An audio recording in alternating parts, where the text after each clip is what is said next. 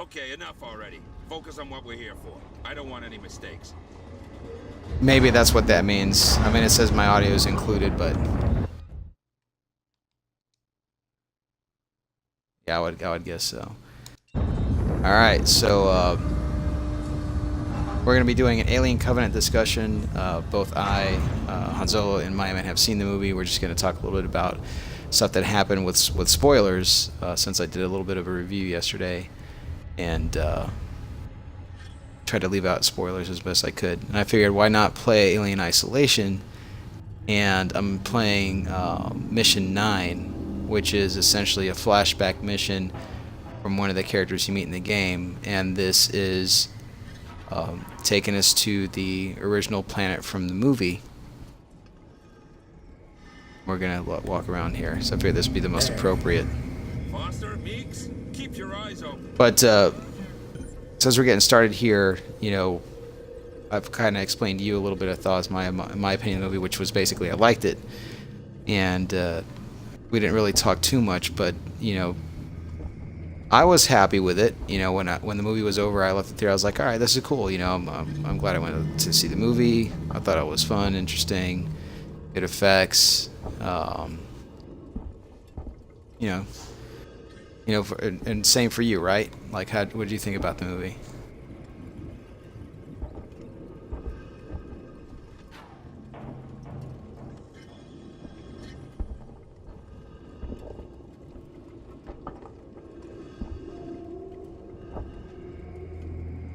Lewis, have you managed to decode the signal yet?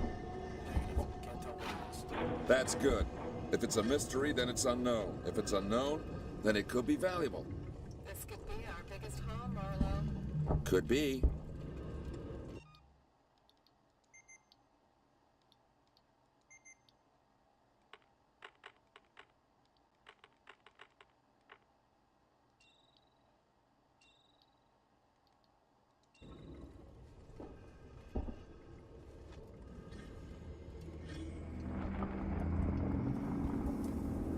I agree with you.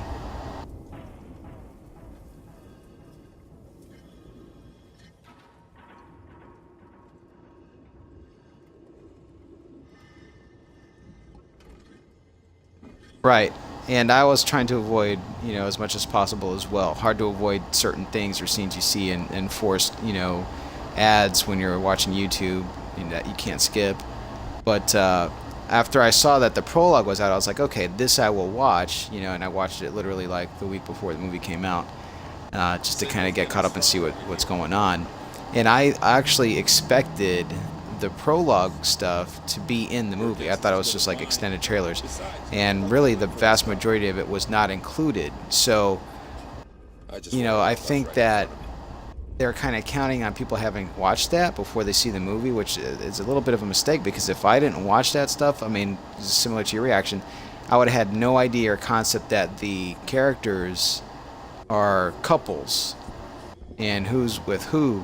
And even having watched that, I didn't, you know, pay terribly much attention to that, because I just figured it was going to be in the movie anyway. So I think that does take away an element of tension for those characters, because you don't have like a connection with them. You don't really care too much for the majority of them. They're just kind of there. And even though they probably did a respectable job, you know, in the roles, and they probably thought they were going to have a much bigger part when they took the part in the movie. They I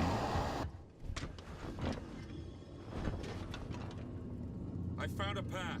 Checking it out. What if you don't come back? Then you wait some more.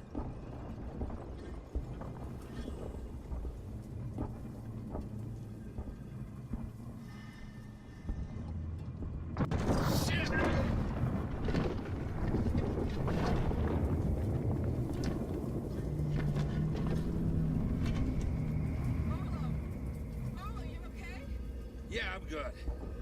It was a close one, though. Don't think I'll be able to get back the way I came. Just watch yourself, you hear me?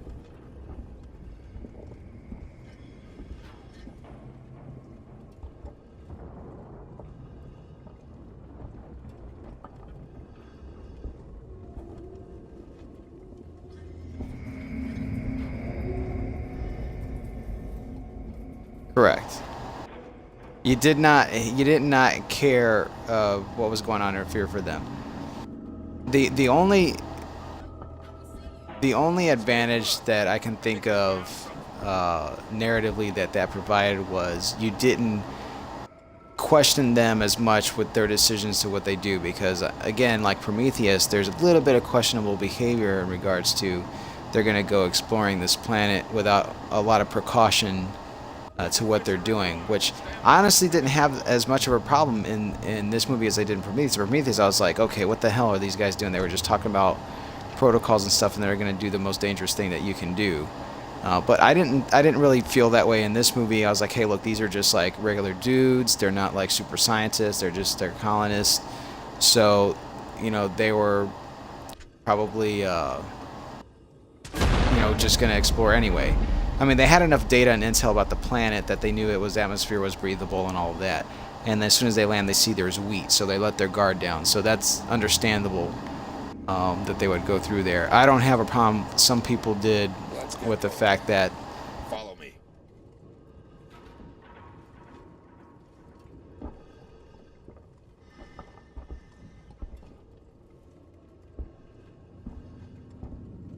Heist, over here. right. They had their guard up to the extent that they brought weapons with them, and they were in numbers, and they were prepared to tackle anything that would have arisen. But they didn't have their guard up in regards to the fact that they weren't even thinking about anything, with the flora and fauna being dangerous to them. And I think that part of the reason is like, okay, they had that they got a signal, and it was like clearly like human on it, and then wheat is an earth-based plant, so they were like, okay, this must be habitable, everything must be relatively okay here.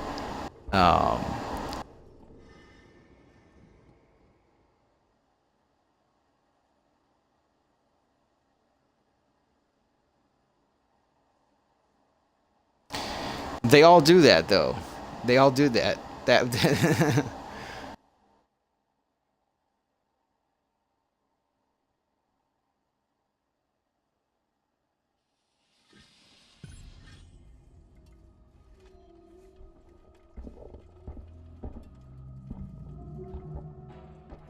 right.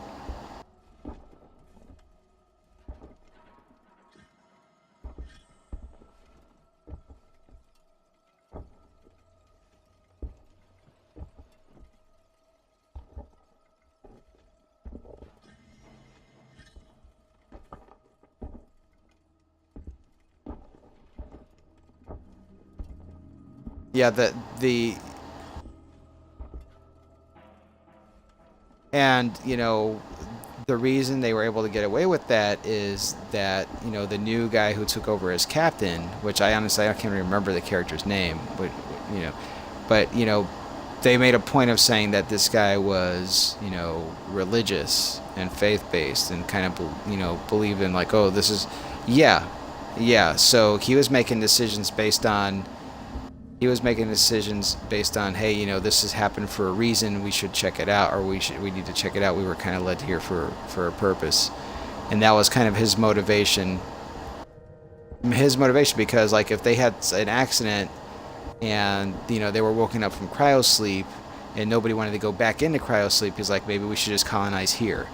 And he was going to make that decision if they found a planet, because that's why he was so interested in going, and he was so blinded by that they didn't take the necessary precautions, for the most part.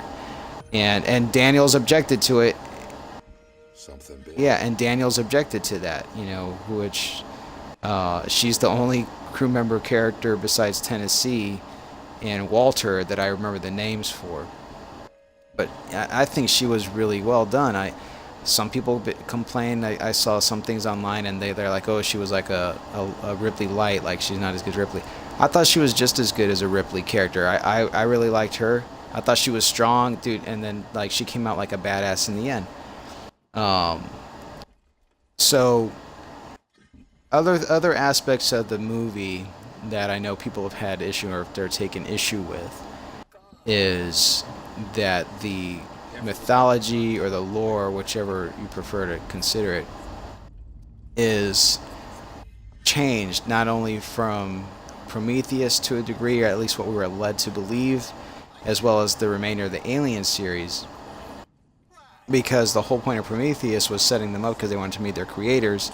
And in the prologue thing, and you see this because they had to put this flashback in the movie, to explain what happened. David had to tell what happened, but he decides that he's going to drop the payload of the ship of all the black goo and kill all the engineers. So that defeats the entire purpose of them searching for that planet, or at least what he told Shaw. Also, the fact that he developed the relationship with Shaw, which he clearly sincerely had feelings for her, but he still, despite that, used her for experiments and killed her. I think he did, but because he's an android, he doesn't have the same.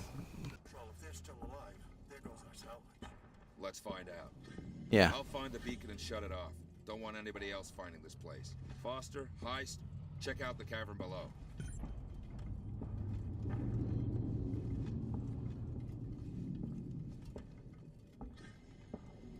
What is this? I've never seen anything like it. It's not human. Right. I'll tell you that. Right.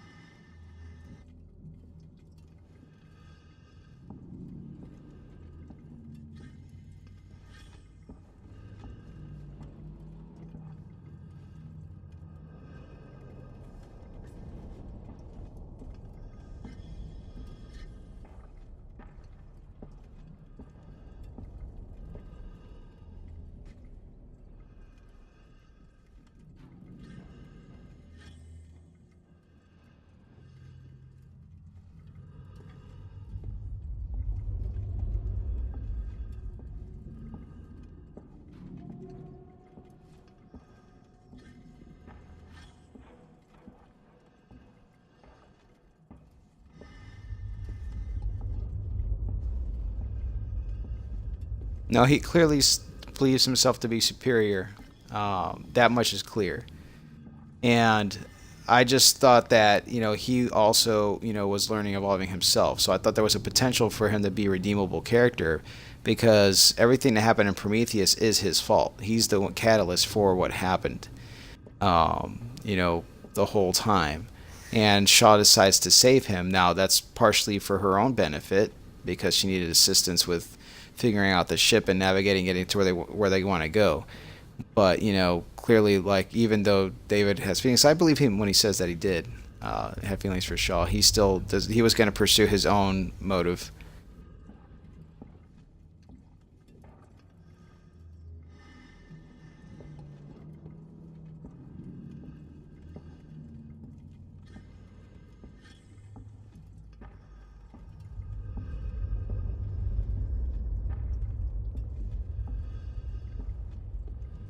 Very much so. But this is the thing. Even though he has feelings for her, or had feelings for her, that doesn't mean that he wouldn't do something, I guess, simply because if he thinks he's, above, just like, some people can care about an animal and then go ahead and kill it and eat it, Probably similar to that.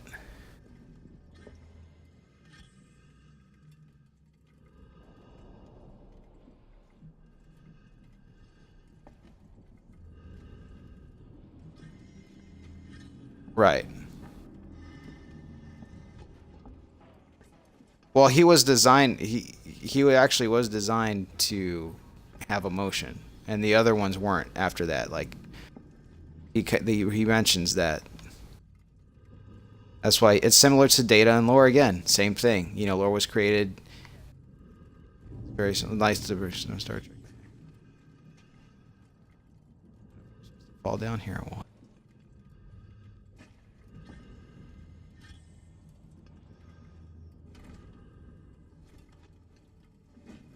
But yeah, during that whole time, you know, that they were traveling, he put her in sleep. Yeah, he was like going around the whole ship and learning everything as much as he possibly could about the engineers.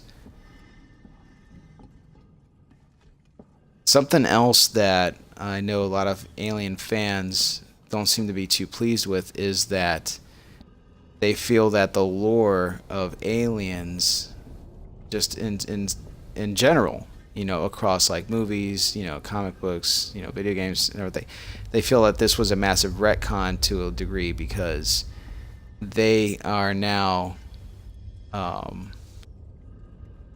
being created by David.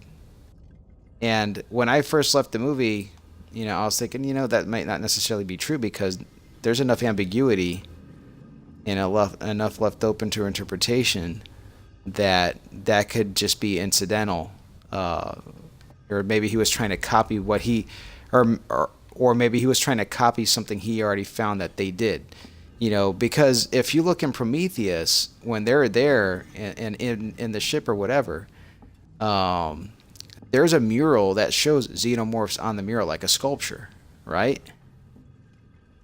So if that's the case, then the xenomorphs must have existed previously. That must have been something that they created somewhere along the universe. Ridley Scott, however, has come out and said that David has created the xenomorph. That can still be changed or adjusted. You know, that could just, you know, it's almost like Obi-Wan, you know, saying that's from, you know, from a certain point of view, the truth. But I think that would be a sound theory because there's enough differences between the way that the xenomorph behaves in this movie versus the other movies, and that's another issue people had with, and this is the same thing they had a problem with AVP Requiem, is that the gestation period does not make sense.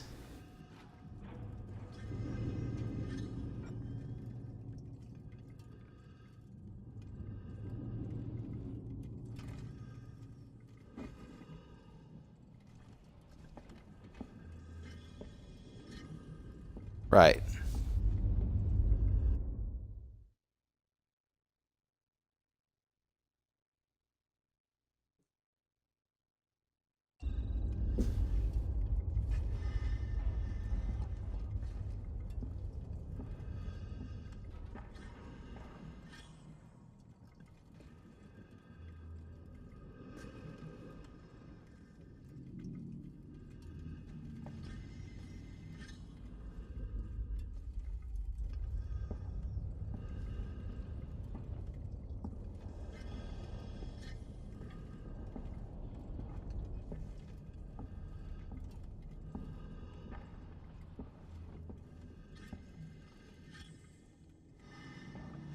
Right.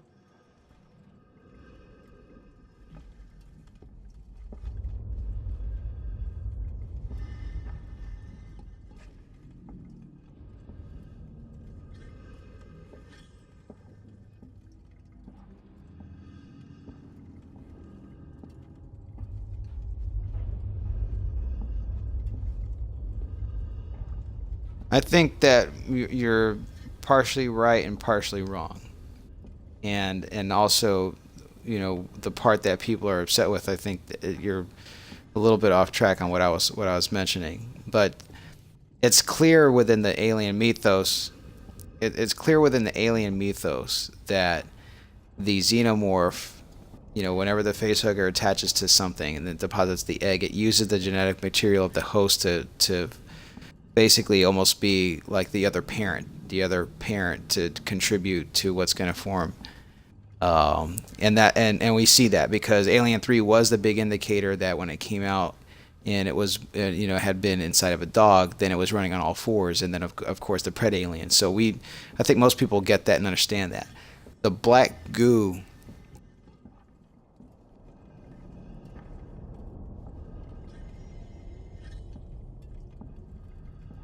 I think Alien fans in general see that, though.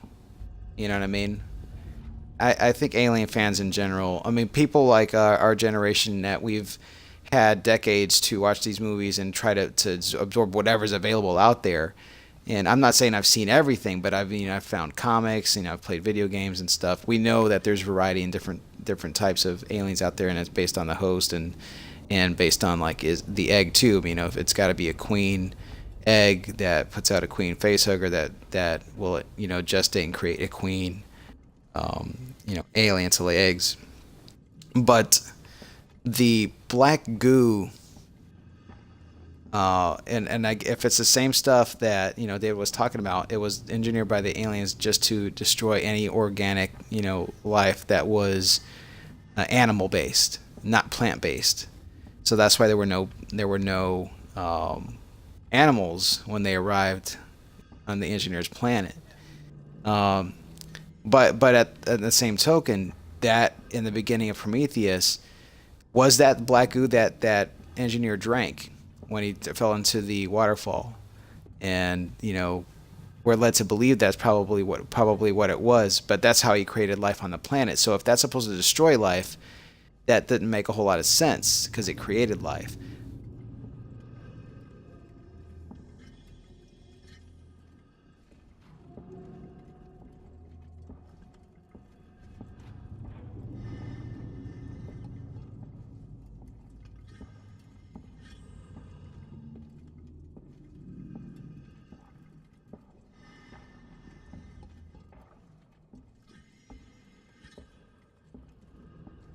Well, that's what I'm saying. I don't necessarily think that. I mean, I can go and we can find out online and see if what the detail is. But I don't think that the substance that the engineer drank in the beginning of Prometheus might have necessarily been the same kind of black goo. Maybe they have a way to decide how it's going to behave or react because but the implication is the implication is that it created life on Earth. Unless they're trying to say that him doing the black goo, wiped out dinosaurs, but there was still life, after the extinction of dinosaurs. So if it's way if it's way before that, if it happens way before that, and there was no life, then the black goo was designed to destroy, animal life. So he created life or made the building blocks. So and he dissolved himself in the engineering DNA in order to create humans. So there was some.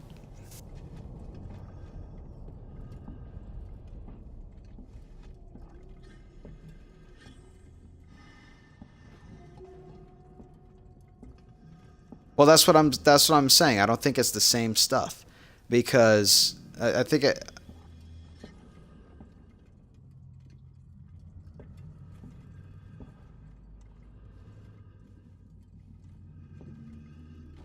I think it's the same tech. I think it's the same technology, but not the same stuff.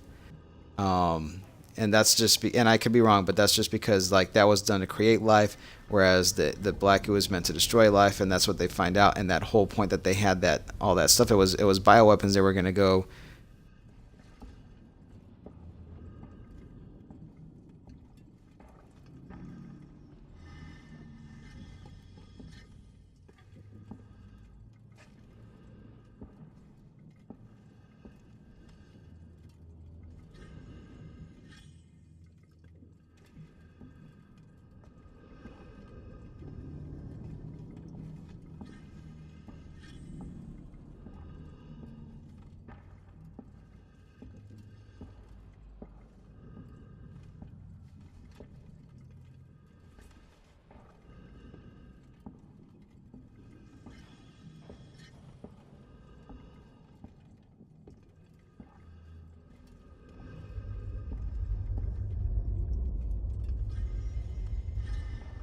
Yeah, I mean yeah, I mean that works too. I mean, if going on the basic, if you're using visual cues to give audiences clues about what's going on, then that would make sense because there's not enough discernment between the liquids to say this is something different.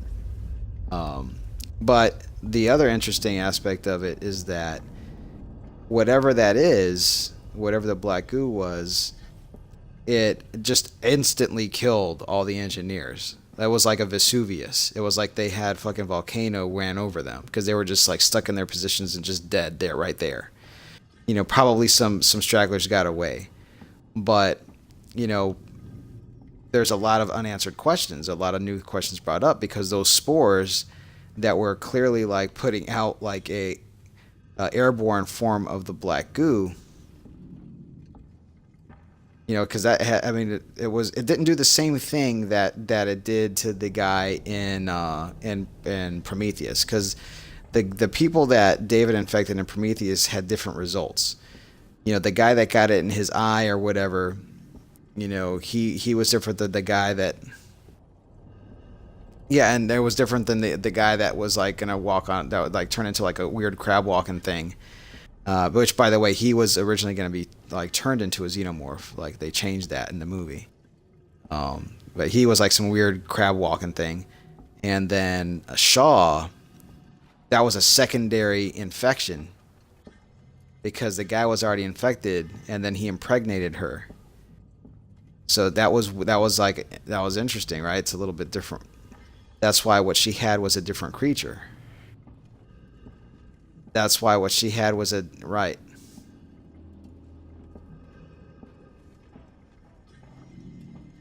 Right. And that came out, and then that got onto an engineer, and that created like that weird, I can't remember what that thing was called.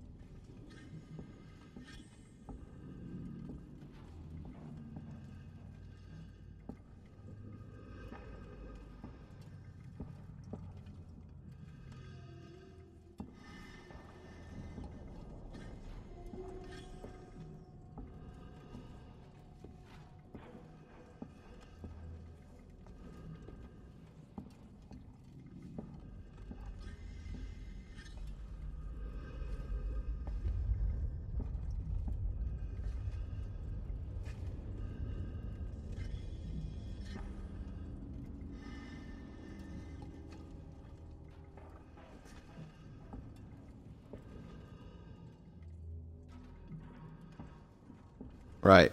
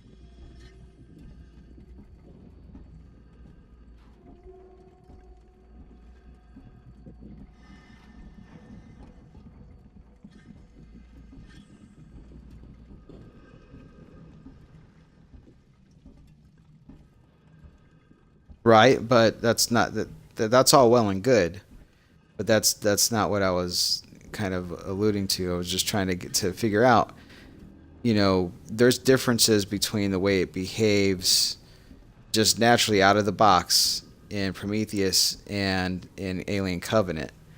And that can easily be just explained because, look, we don't have full details on how it works. That's up to speculation. So they can do whatever they want. They can just use it as a tool to do whatever they want to tell a story, which is fine. But, nobody besides the engineers in Alien Covenant has direct contact with Black Goo. They have secondary contact through the spores, but we don't know what created the spores. Was that something that was living that died, and then it just became spores when when its body decomposed, or did it leave those there? That's the question, because well, this is the thing, because there was no snake thing. Those spores, they went into those two crew members, and within maybe an hour. Let's say even though the movie is faster paced than that, let's say maybe an hour after they had been exposed, they had backbursters coming out, and it was like a neomorph or whatever they call it. Protomorph, neomorph, I don't know what people have been calling him.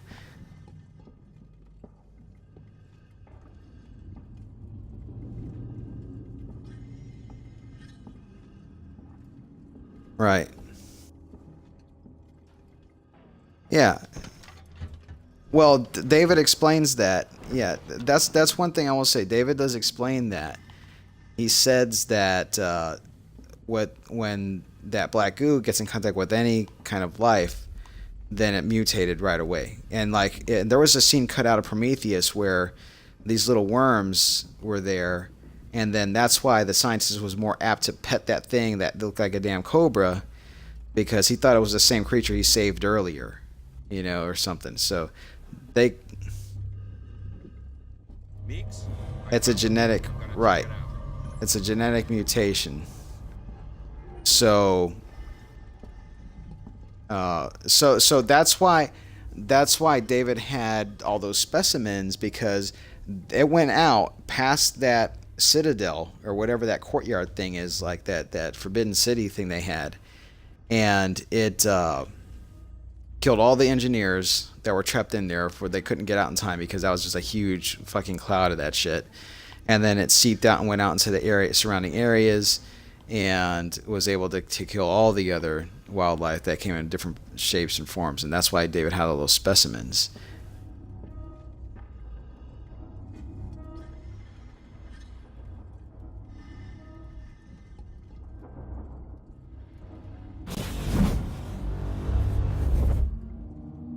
Well, it was, but he also said it was intended only to attack the meat. It didn't do anything to plant life. So that's why and it's a little detail that doesn't really matter, but that's a secondary contact. So whatever transpired to get the Black Goo into spore form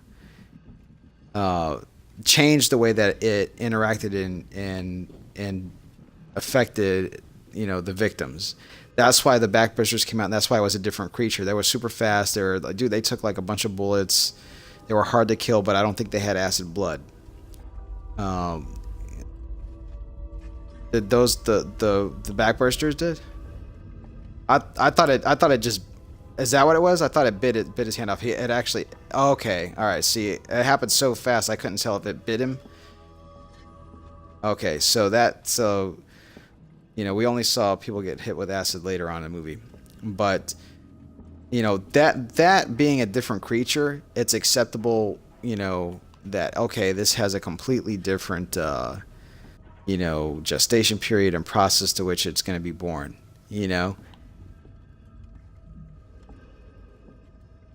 It, of course it did. That's why people are calling it it's like a protomorph or neomorph, or they have different names for them. I can't remember, but that's why it has different characteristics, and they're like, okay, this is cool. This is very much like Alien, but it's not an alien. But it has similar characteristics in terms of what happens, but it's not exact. So, forward down into the movie, when David reveals to the captain that he has these eggs, okay? So here's another question: where did he get the eggs? Because doesn't a queen normally have to lay the eggs? So once they're inside, once David rescues them, right? He leaves. The captain kills the one alien, which I didn't see any acid blood because it didn't melt through anything. But he kills that alien, and he's like, he wants answers from David. David goes and he starts explaining everything to him.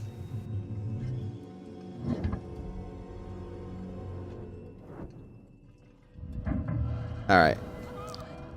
So he takes him and shows him the eggs. Now the eggs to me clearly look different than the eggs that we've seen previously. A different shape. A different shape. They were a different shape. Like, and I'm in right now. You can't see what I'm doing, but I'm in Alien Isolation. I'm inside the original derelict ship, and I'm in the egg room. Remember when John Hurt had a facehugger jump on him? And these eggs are the traditional shape, and they did paid very close attention to detail in this game to recreate as close as possible what it's supposed to look like in Alien. And the eggs in Covenant, although very similar, had a slightly different shape to them. So what my postulation was is that all the schematics and things that you saw, whether or not David drew them or found them, you know, he had already been shown that he'd been trying to copy and emulate human behavior or things, or try to create works of arts and be creative himself. So he very well could have just stumbled upon what they had designed and was trying to improve upon it for himself. That's what I think is the most likely explanation, because the eggs look slightly different. The facehuggers moved slightly different, and that might have just been an advantage because of new technology with CG and stuff. But the biggest difference to me was the gestation period was far, far more rapid, as opposed to what was established in Alien. Far more rapid, dude. And then as soon as he woke up, that like basically within a minute he had a chest burster. Not only that, but it did not come out like that white, you know, the one you can tell it's like barely formed. It didn't come out like that. It came out like a miniature, already like a miniature. And dude, I was like, and I wanted to laugh, but I refused to laugh in the movie. I wanted to laugh really bad because it looked like a little puppet, like a cute little baby, you know. And I was like, oh look, it's a cute little xenomorph. Everything. Where's your ship? If we can break the comms lockdown, what are the codes to bring it in on auto? If you want more, then you need to get me out of here. Not happening, Marlowe. Is that right? Well, you know where I am. Wait, my board in the text file just lit up like a Christmas tree. It's here. Plan B. Set it up. Whatever's happening, I want in. Okay, this way. Got something here you'll need.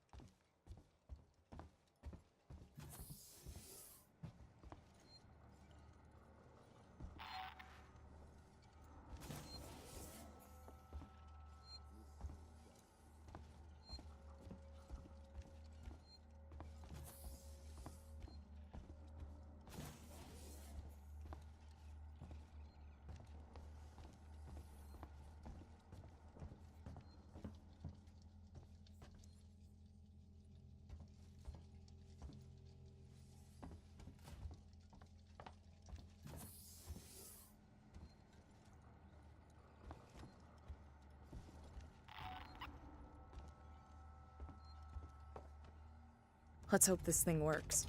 It's an animal. Animals are afraid of fire. I hope you're right. I've got a plan to trap it. Take a transit car and meet Ricardo in the Systech Spire. Right. Coordinate from here. I mean, I see your point, what you're saying about that. But what I'm talking about is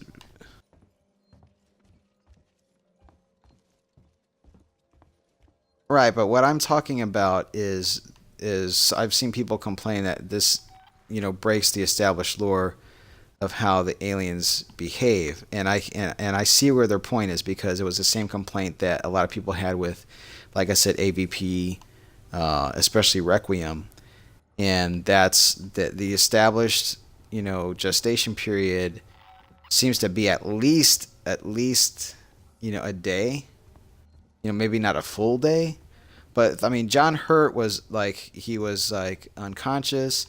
And then they finally got the facehugger off, and then he woke up and he was fine, and he was having a meal with them before the chestburster came out.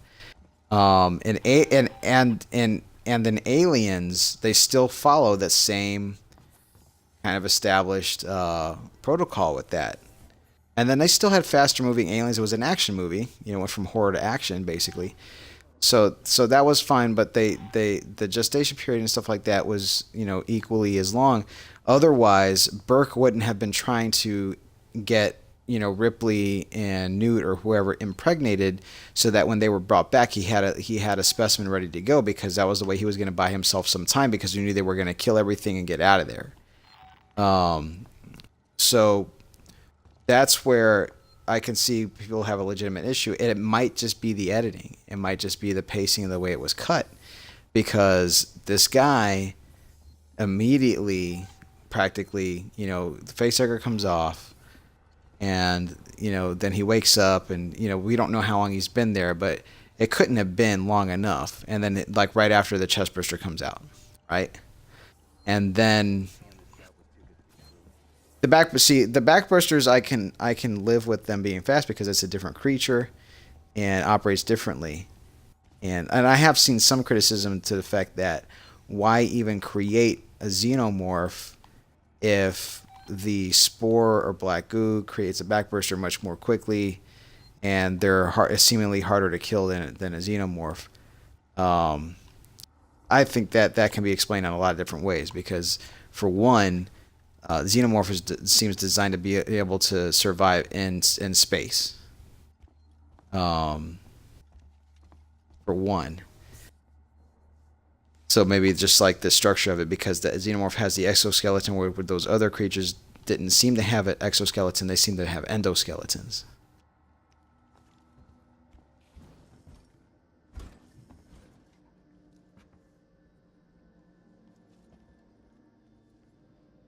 Yeah, yeah, I guess. I think those are protomorphs, and then the one from the previous movie was a neomorph. I think that's what it was.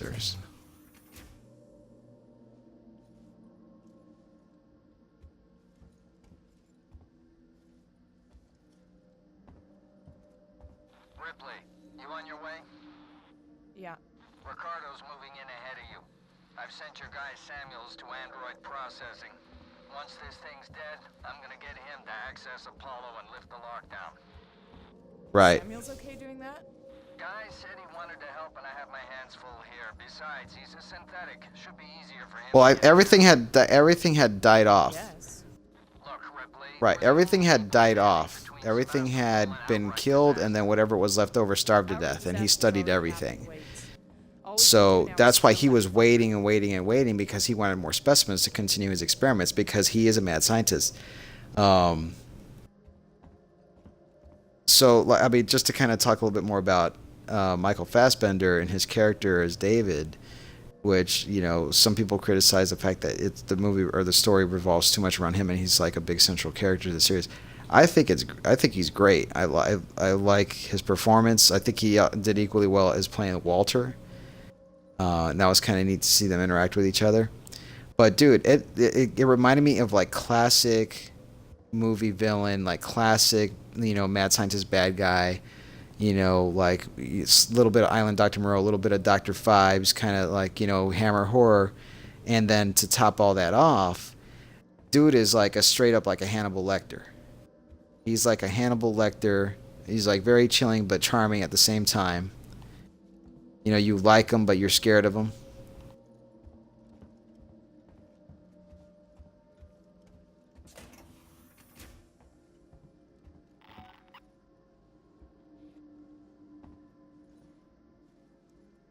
Yeah.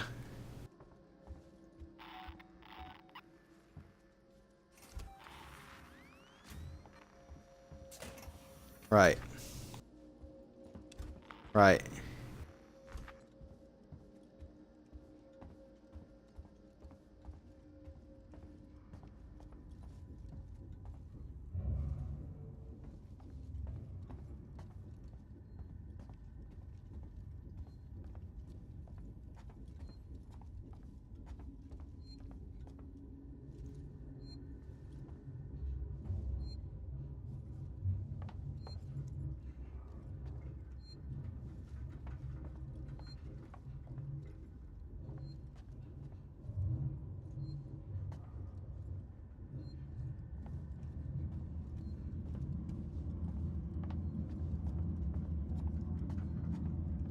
Right. Right. I mean that's fine. I mean that that's not going to be explained. There's not going to be. I don't expect there to be a direct answer to that because I think they're going to jump right into the next thing. My main question or what I think could be a possibility, even though Ridley Scott has come out and said that David's created the xenomorph, is that I kind of think it would be interesting if he found out, because he studied them and he knew how they worked and how they operated. Maybe he found out about the xenomorph, didn't have anything like that around available, and wanted to see it. So he'd been waiting patiently, and he was prepared for that moment. He had created his eggs. He had created, and he only had one human. He had Shaw only. So we have no idea what he was doing with her. Was he creating little baby face huggers with her, and then until she just finally couldn't, her body couldn't take it anymore?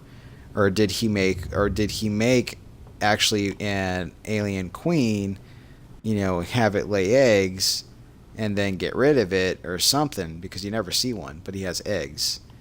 But the thing that if he made those eggs himself or had to come up with a different way to make them, maybe that's why they have a different shape.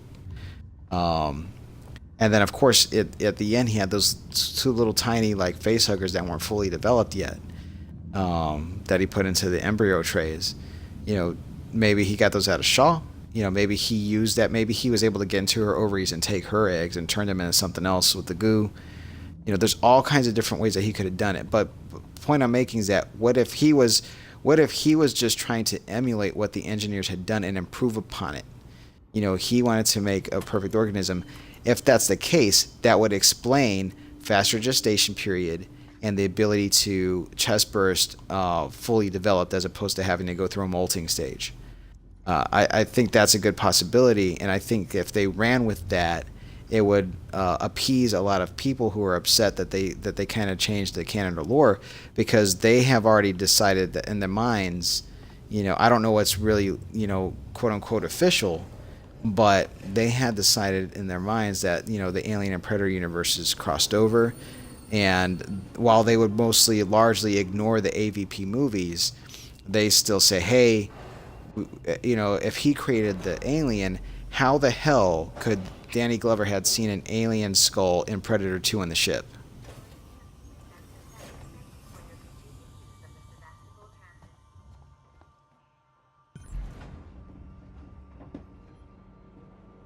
It was a nod, but it started off. Well, listen, it was a nod, but it started off a whole bunch of, other material that people created, with comic books and things like that, where they had established that the predators had, been fighting aliens and hunting them down and taking them and actually putting them on planets so they can kill them. But that's the thing, like,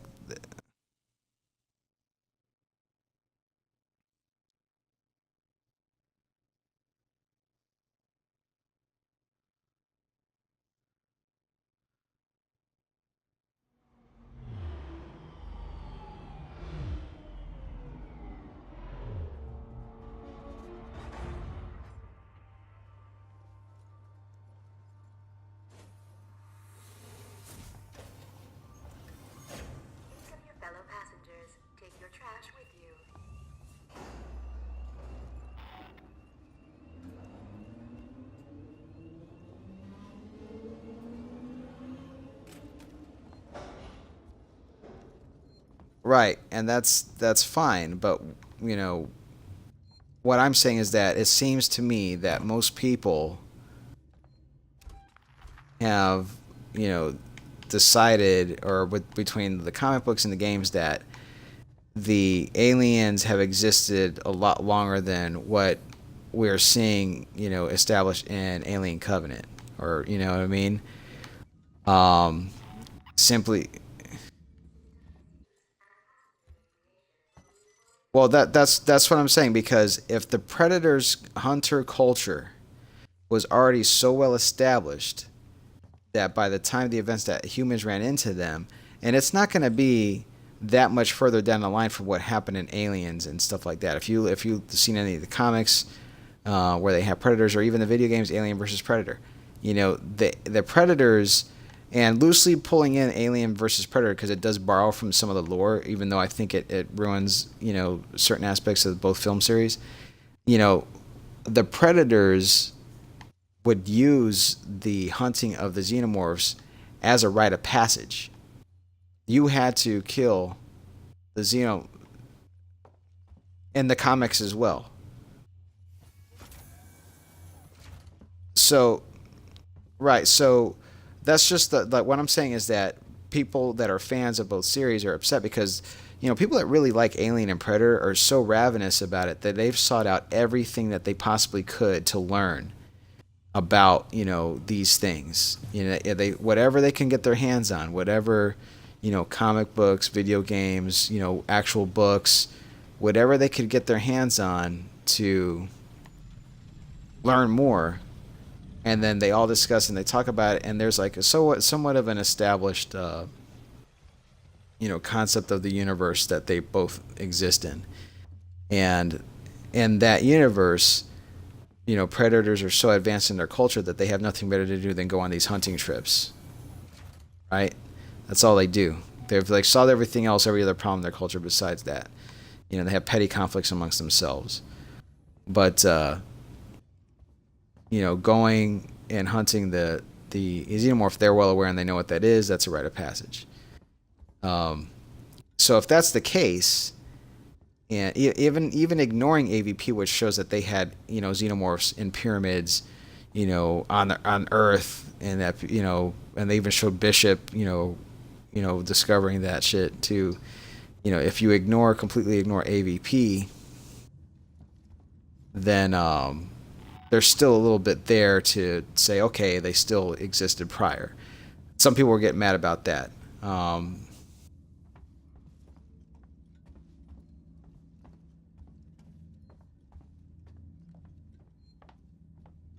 Well, see, that's the thing. That's the problem people are having, because Ridley Scott has come out and said that David created the xenomorph.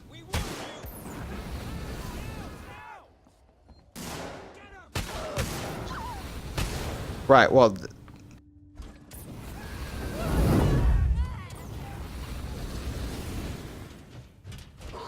Well, that's what I was. That's what I was saying.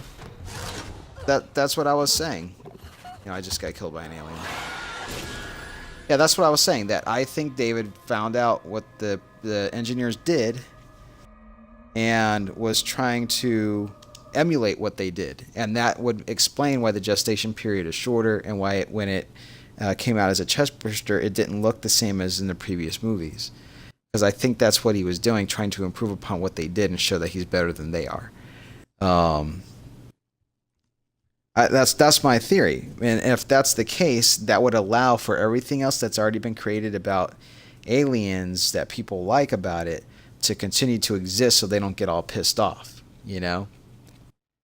Because, but think about it. But where are they gonna? This is my question: is where do they go from here? Because, you know, is Walter alive? And if so, his only way to get off the planet is if he could figure out how to make that other ship fly. You know, because he you know, well, he has that super healing ability. You know, so Everything. I mean, what do you think that David would have? They didn't show what happened to him on purpose. If you want more, then you need to get For me two out of here. reasons. One, to create that. Is that right? Well, you know where I am. That's what I was saying. There's two reasons. There's two reasons. That's one of them, because you're immediately saying, okay, that's probably David, and then you see he's missing his hand. You're like, okay, but that could. I still think it's them. I think he's smart enough to chop off his hand, and then like you earn a little bit of trust because he helps them trap down or fight the xenomorph. So you're like, oh man, it is Walter. But then in the back of your mind, you're still thinking, oh, it could be David. So it turns out to be David. That's one reason. The other reason is because you don't see what happens to him. They could bring him back if they want. Simple as that. They could bring him back if they want. I've got a plan to trap it. Take a transit car and meet Ricardo in the Systech Spire. I'll coordinate from here.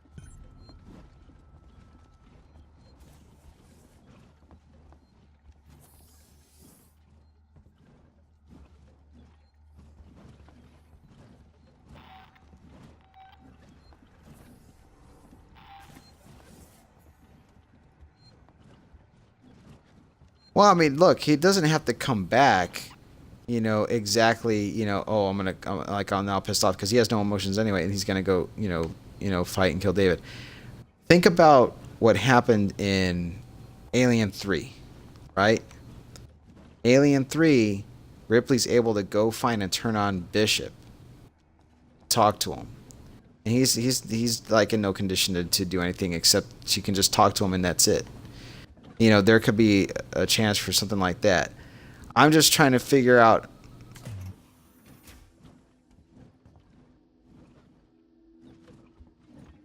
Yeah, but basically what I'm saying is he left this movie open enough that there could be multiple movies before it officially really connects to Alien. You know what I mean? Because there has to be a way for that ship to get on, what is it, LV-426? There has to be a way. Yes. Look, Ripley, we're the only people standing between Sevastopol. Well, that's what I thought too, dude. Like, because when in Prometheus, we find out that they're not on LV-426. It's a different planet, and then they take that ship and they fly it to the engineer's homeworld. And then is it still there? I don't remember. I have to see the movie again. Was it still floating in the sky on that dock? Or where was it? What happened to it? Is it still something that can be flown? If that's the case, why didn't... But that's the thing. If that's the case, why didn't David fly out of there? If it was still quote unquote seaworthy, after he killed everything there, why did he stay?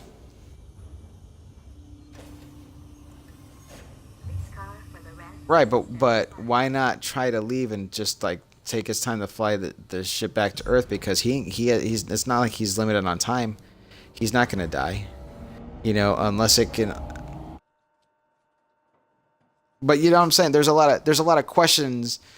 There's a lot of questions because he was not aware of the Covenant or anything. He was just patient enough that he figured that eventually somebody's going to pick up that signal and come back, because they go onto that ship. Actually, you know what? They do go on that ship. They go on the ship and they find Shaw's dog tags, and they find where the transmission's being sent. So they do get on there. That was the ship. That was the ship, I think.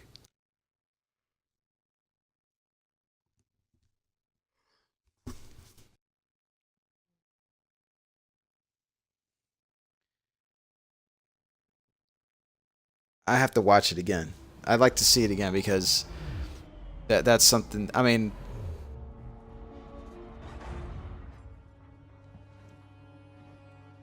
but that's the thing. Where it happened to the ship? Where's the ship? Is it something that can still be flown? And if so, why did he choose to stay and wait on that planet instead of leaving? And if that's the case, if Walter happens to be alive or can regenerate and it's just going to take him some time, maybe he can take off and fly. No,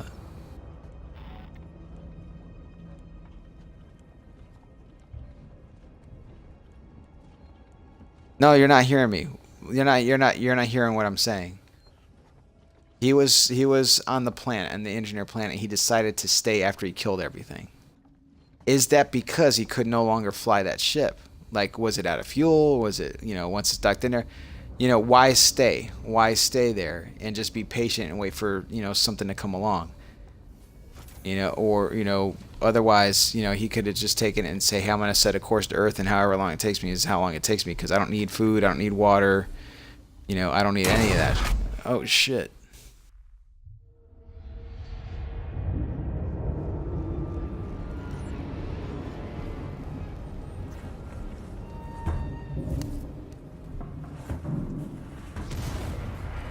Well, this is the thing, like, because he says, he said that he did not want to, he did not want to allow humanity to start again elsewhere in the universe. So he's not going to let any of the colonists survive that he killed. So if that's the case, like, why not go back to Earth and just give him the same treatment he did to the engineers?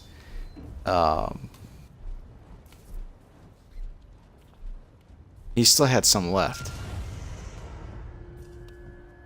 Did you not see in his labs or in his room, his secret rooms that he had, that there were shelves lined with the still that he had canisters of that shit?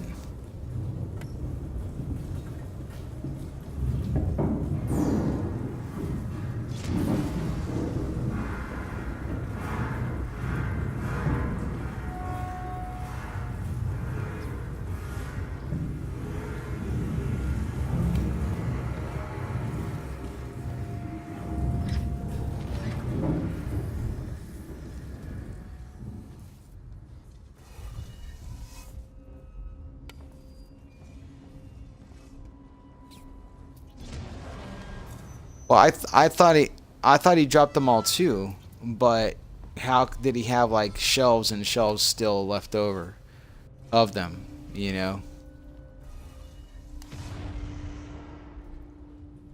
Isn't that what they all were though? Isn't that what they all were though?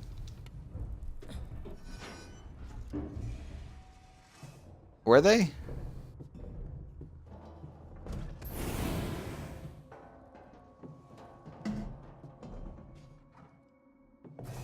I mean, I thought they looked like they were the same size. I mean,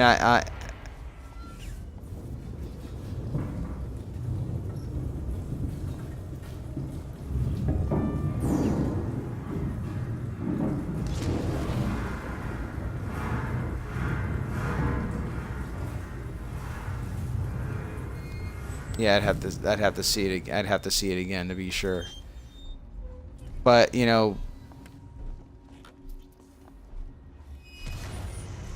well, but this is the thing. Like, so let's say he doesn't do the same exact bombing run on them.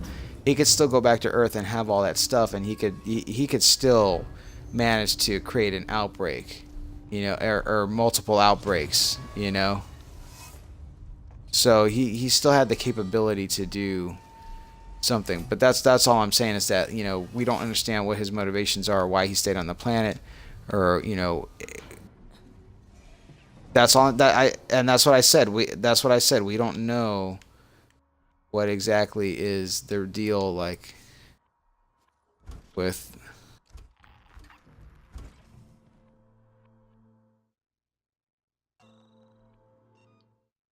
right.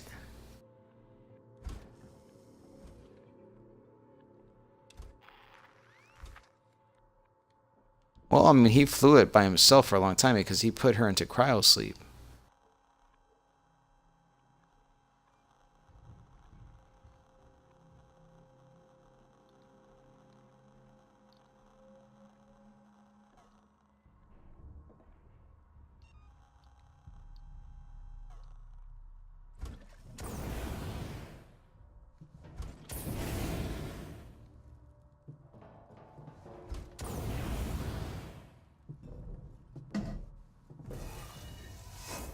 Right, and that was something that Shaw recorded.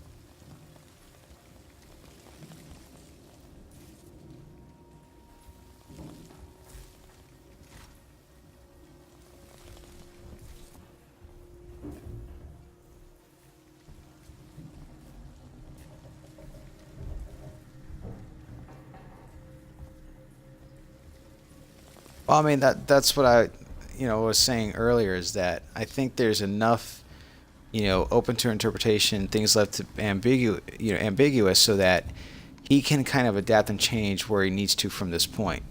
He didn't really paint himself into too many corners.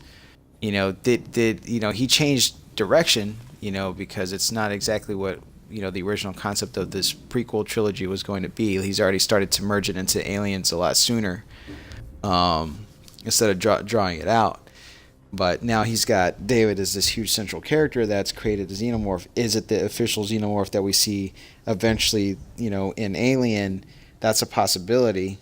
Or is that still going to be a separate story? Or is this somehow, all that stuff can change. He still has the ability to change. It's almost like Mass Effect 3, where, they had that, I don't know if did you ever watch the Indoctrination 3 on Mass Effect 3?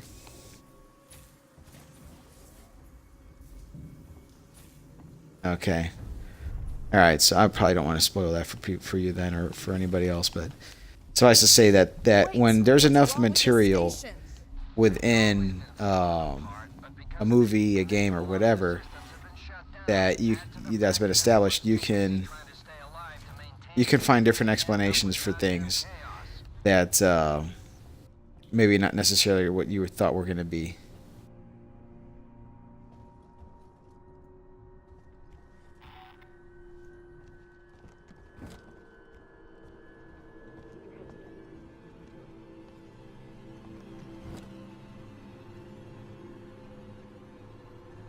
Did something back there just explode? That's the least of your problems. The creature's nearby. You heard the lady. Let's go.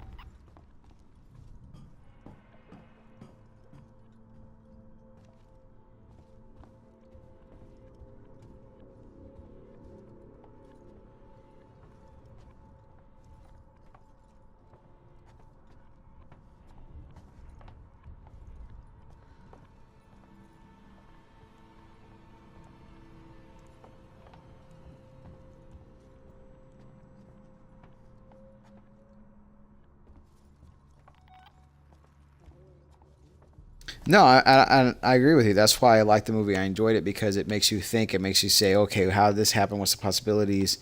Where is he going to go from here? How does it all connect?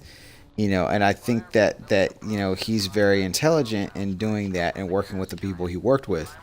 And that's why it baffles me when I see people so upset about this movie and getting mad about the lore. I'm trying to find a way to address their problems in a logical way that still gives them the opportunity to like what they liked.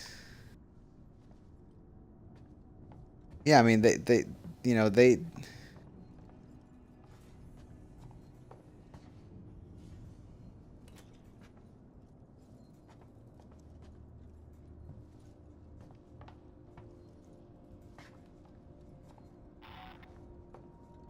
right.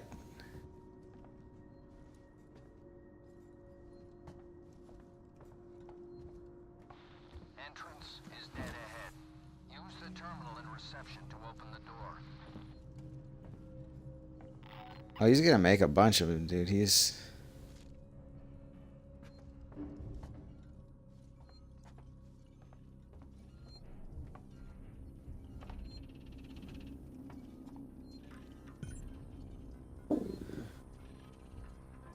Right.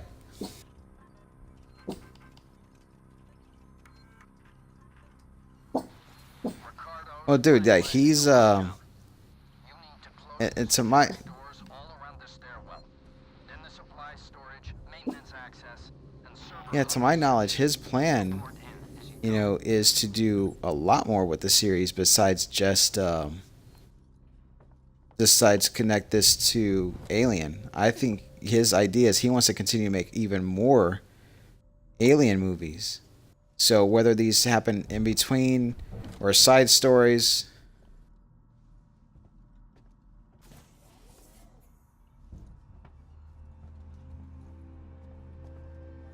guys. Don't run. Get to the Marshal Bureau.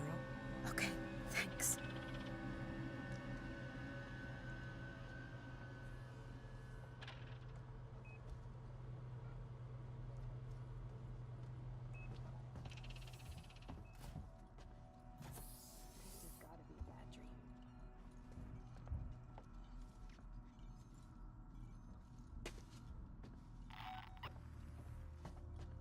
I don't think that's his intention. I don't think that's his intention. I think what he wants to do is create a connection between these, Prometheus, these movies, and Alien that establishes the origins of the aliens and where they come from and why, which is the engineers.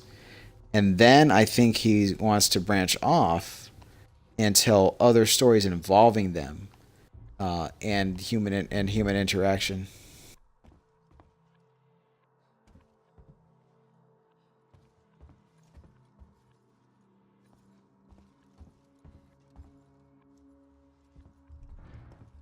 I'm just telling you what I've read. I'm just telling you what I've read that he wants to do. I'm not saying this is not going to be a contained. I'm not saying this is not going to be a contained trilogy, that lines up and connects with Alien. I'm saying that his plans for just Alien in general as a franchise is that he wants to pump out more content, whether that's directly related or not. I'm just telling you to do what I've said, like that.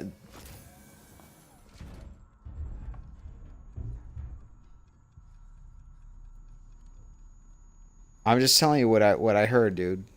You know what I mean?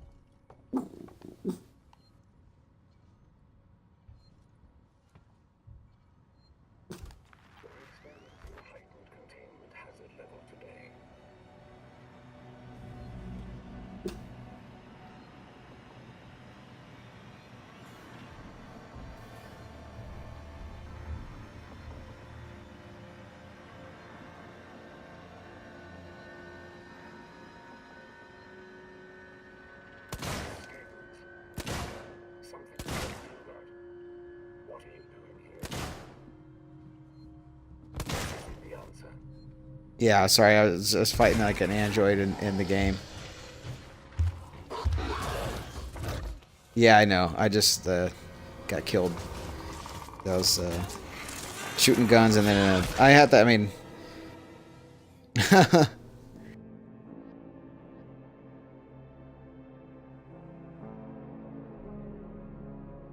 well, I mean yeah, I know.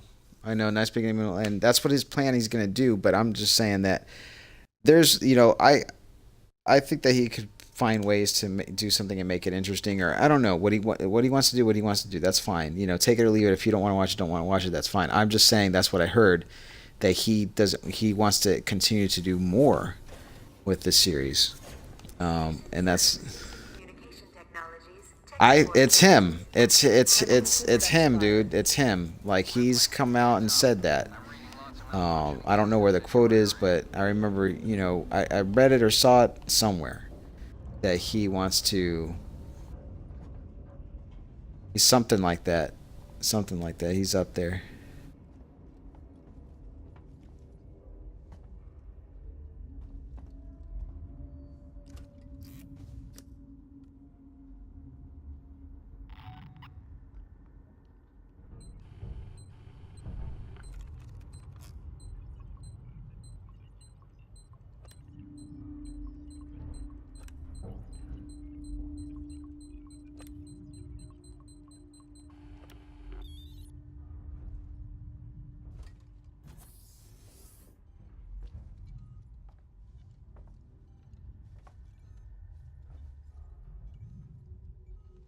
Right. Hughes, it's Ransom.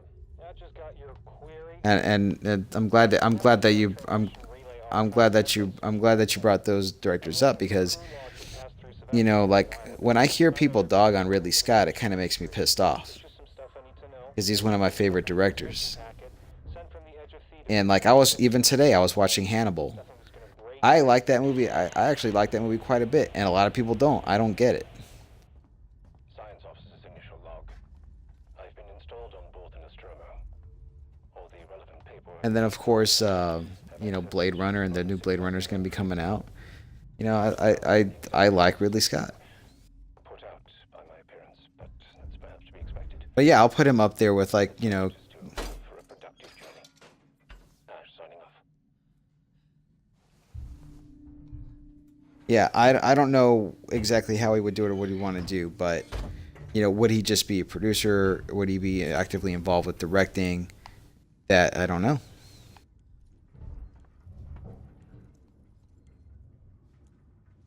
Yeah.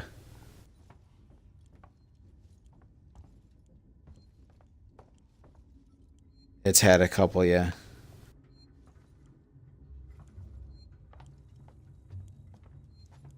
Yeah.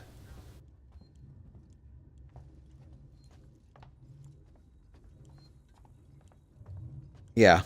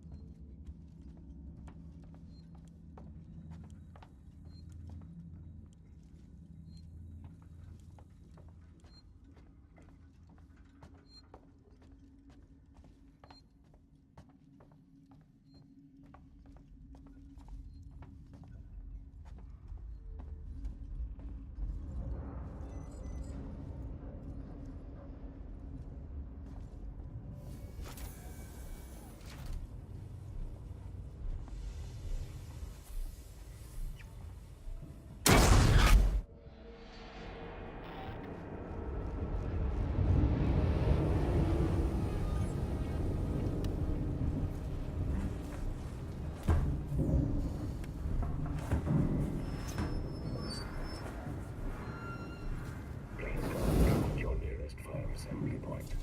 This is not a drill. Do not panic.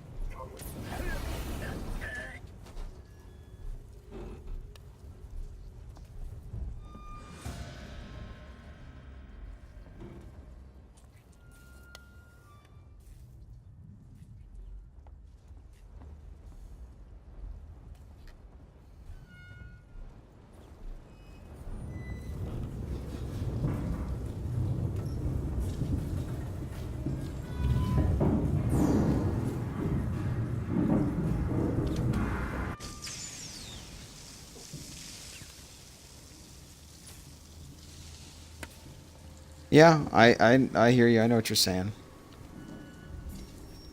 But I'm just, there's not really anything you can do about it. It's pretty much gonna happen one way or the other. And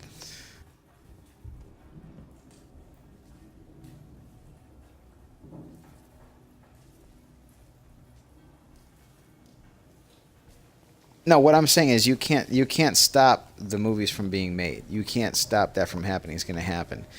Like at least for the first few of them, you got, your hope that Ridley's involved, so that at least he's gonna try to make it as good as possible.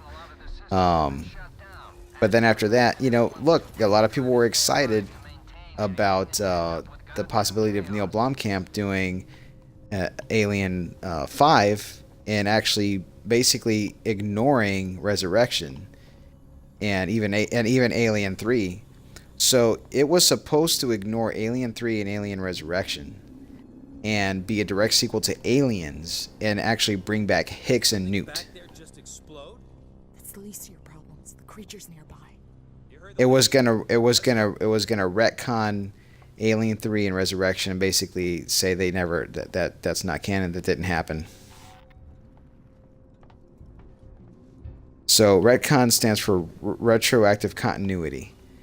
So that happens when something that had been previously established is changed. So it changes the story like retroactively. It's like you see this happen, in movie series and things like that. Some people think that's partially the case with even Alien Covenant, because they in their minds believe that the aliens had already been established and have been around for thousands of years. But now that they're all up in arms because they're saying, "Oh, David created them." Oh, that's bullshit. It fucks everything up. They think it. They think yeah, but they think that him making the alien takes away from the ferociousness and intelligence and things of that they established themselves, that they went out as a species, and they became bigger, badder, and traveled around somehow through space.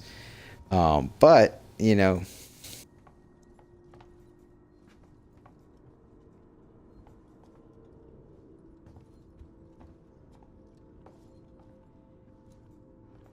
right. Entrance is dead ahead. Use the terminal in reception to open the door. Right.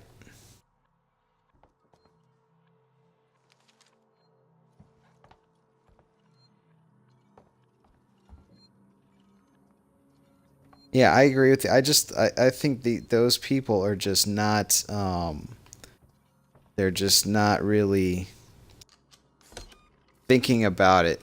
They're just reacting to it without like fully thinking about it, or coming up with an idea of what it could be, or why, or being open to different things, because it doesn't make logical sense for them to get all pissed off about it. I think it's too soon for that. Ricardo's finalizing the lockdown. You need to close the security doors all around the stairwell. Then the supply storage, maintenance access, and server hub reception. Report in as you go. Apollo and Working Joe, working together for a safer, better connected Sevastopol.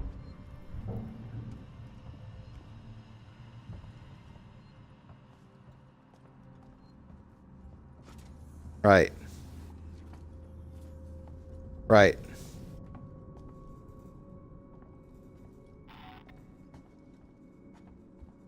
Right. And that's the thing, like they have to have been placed somewhere somehow. And that's why I think it makes sense that, and I could be totally wrong on this, but I think, to me, that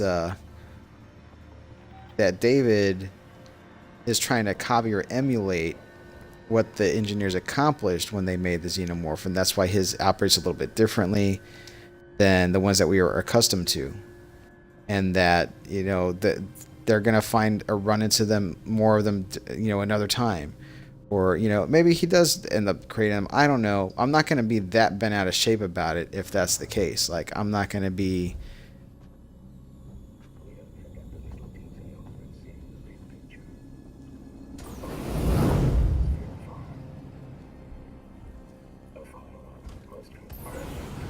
Temperatures of up to 1,210 degrees. That would be dangerous.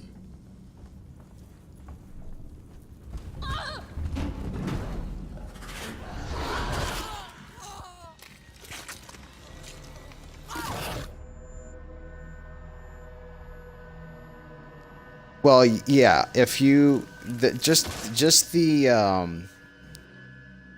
the design of the Prometheus ship, and that alone is like the bioorganic kind of look that the aliens kind of create themselves. Yeah.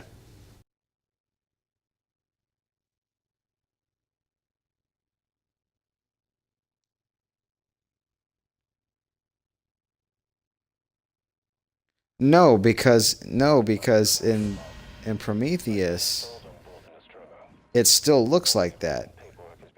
But it looks just like the space jockey ship, even though there's no space jockey. Put out by my appearance, but that's perhaps to be expected. All that's left is to hope for a productive journey. Right. And then there was the mural that looked like it had a xenomorph on it.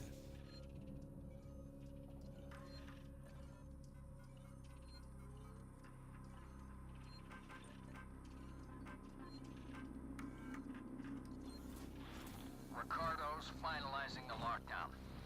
You need to close the They called them space jockeys, but they started calling them engineers in Prometheus, I believe. server hub reception. Report in as you go.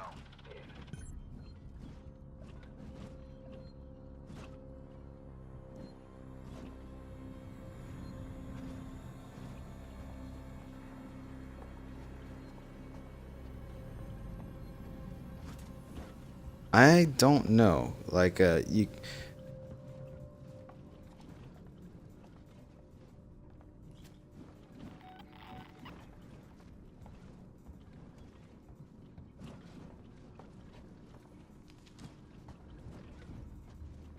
Yeah, I'm just playing. Yeah, I'm just playing Alien Isolation. Right.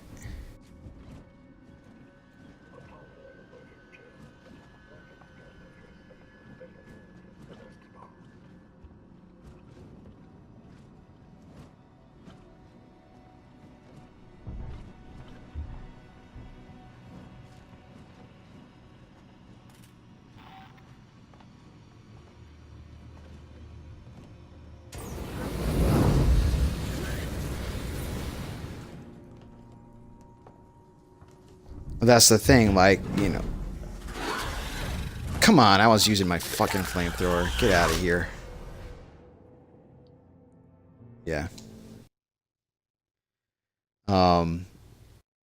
That's what I was talking about earlier. Like, cause it almost looked like it was it looked like it was a dissection. It didn't look. It might be off, so you might be delayed. But it looked like a dissection. It didn't look like she had a chest burster come out of her. It looked too surgical. So that's why I'm thinking that whatever he used her for, he went inside and had to dissect her to make it work or happen. So either he extracted something out of her that he needed, or he did, you know, put something in her to gestate and then took it out himself. Or he used her.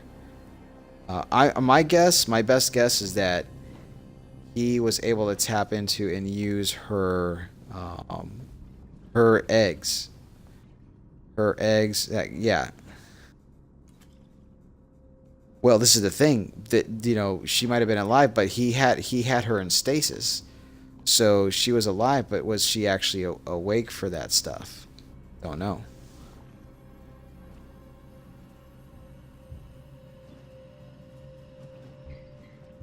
Yeah, probably.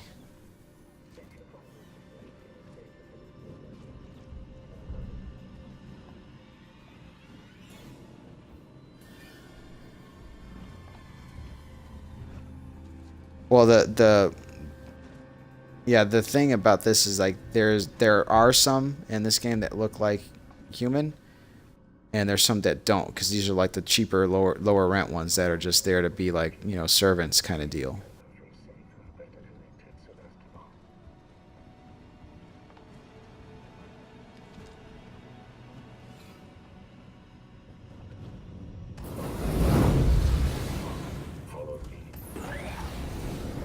It says two. It says two, so one of them is probably you.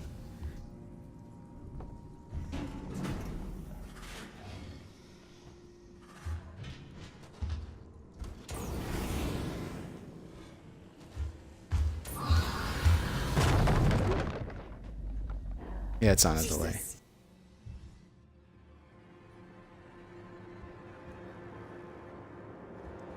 It's cool. I don't know what I'm doing, by the way, because I haven't played this game in so long. I'm just wandering around and...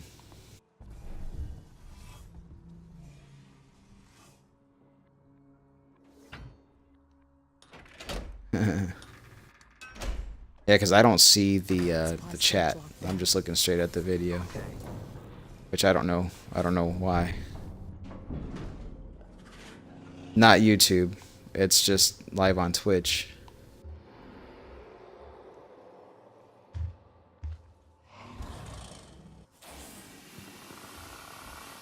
Yeah. They probably haven't heard it. Oh, come on, right? This freaking thing got me again.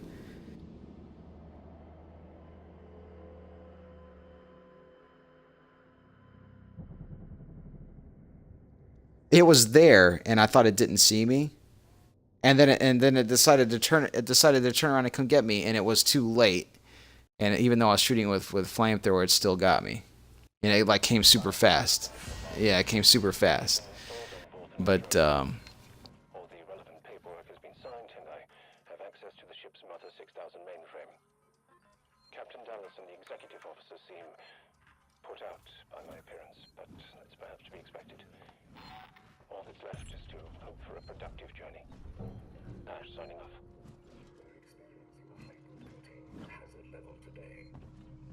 yeah.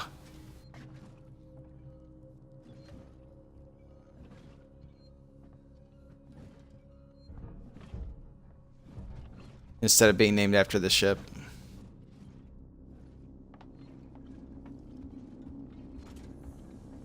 Right. Right. He does, and he does, and he also says Idle Hands is Devil's Playground.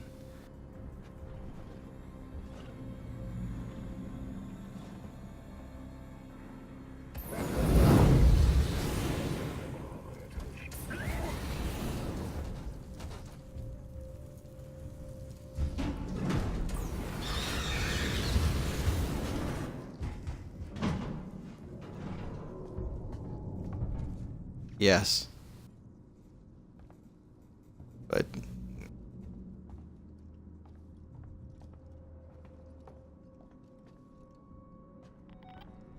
I think we covered pretty much everything in regards to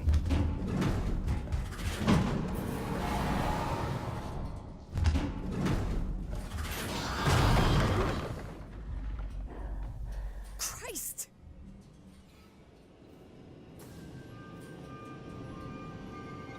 I don't know. I can't see the comments.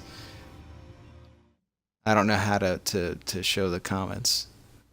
Let me see if I can. Yeah, it's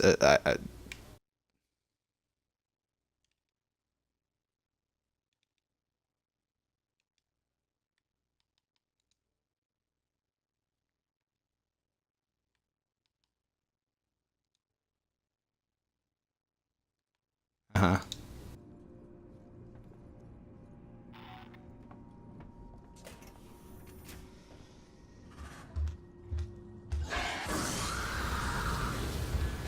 Jesus!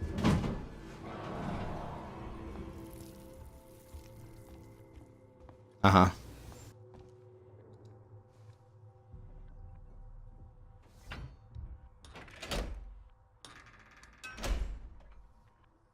Supply storage locked down.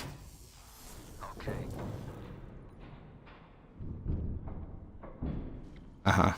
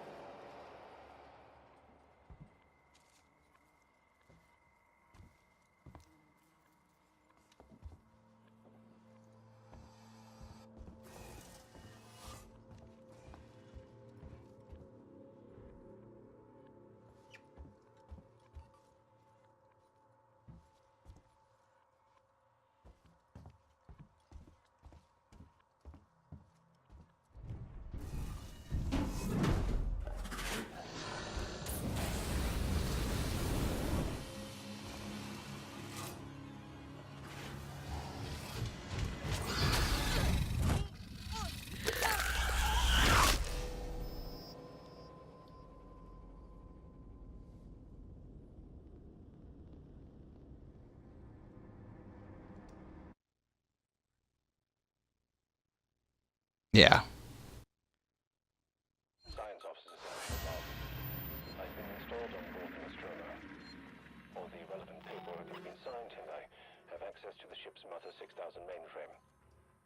Captain Dallas and the executive officer seem put out by my appearance, but that's perhaps to be expected. Well, I mean, it's Ash signing off.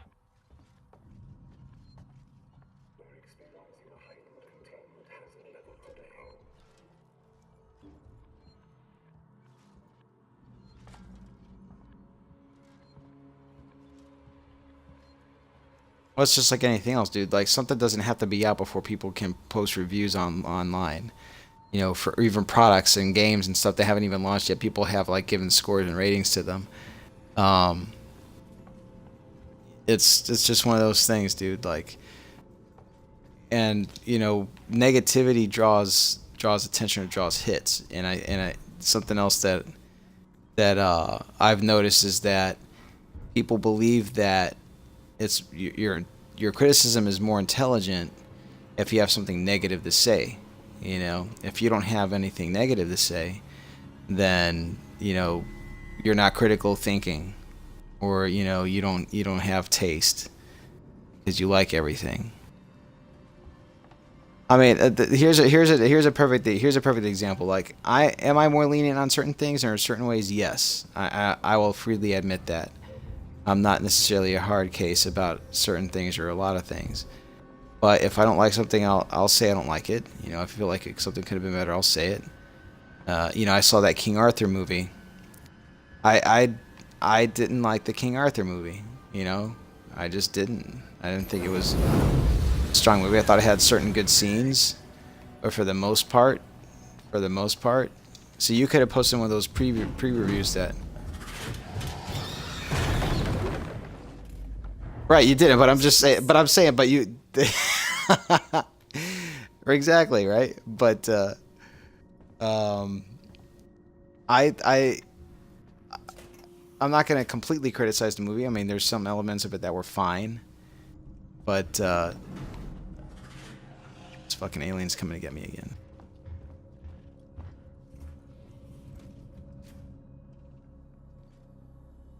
Huh?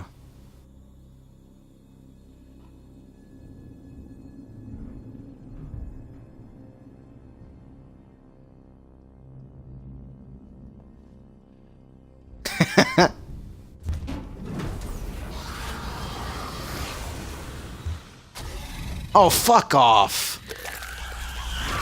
Not you, this alien got me. Uh-huh.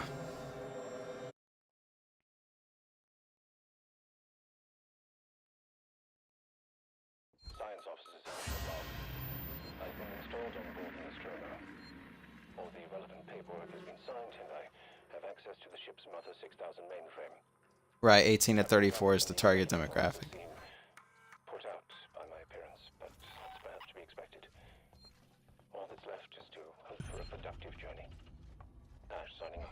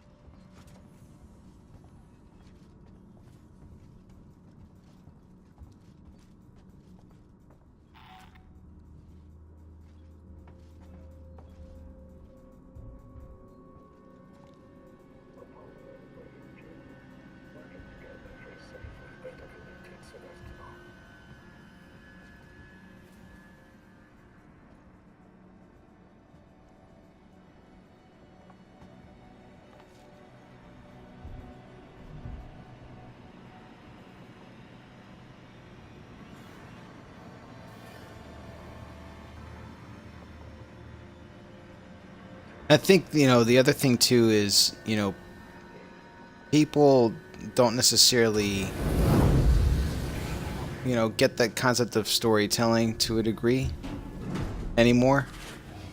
And and and a lot of things happen in movies for the sake of telling a good story, and people don't like that, or even if based on a genre, certain things are used, and they don't like that because they consider it to be formulaic. They're like, oh, this is a typical, X type movie or whatever. But go back and watch Alien, the first one. That was a straight up horror movie, like haunted house movie, dude.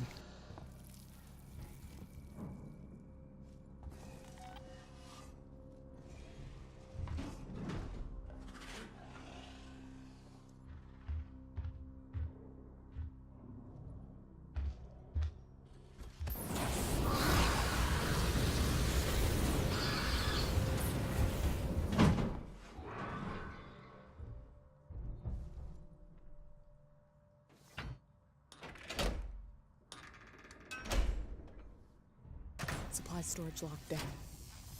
Okay.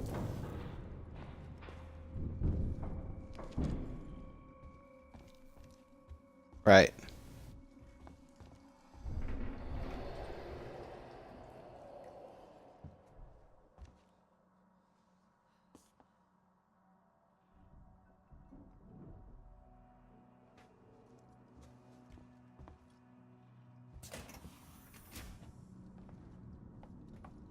Right.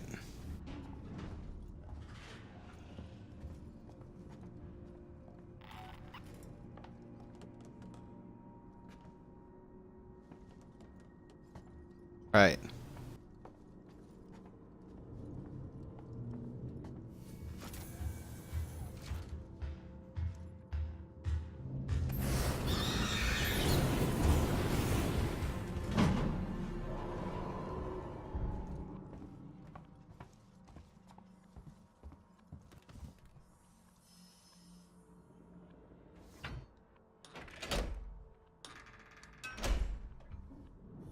Maintenance access shut off.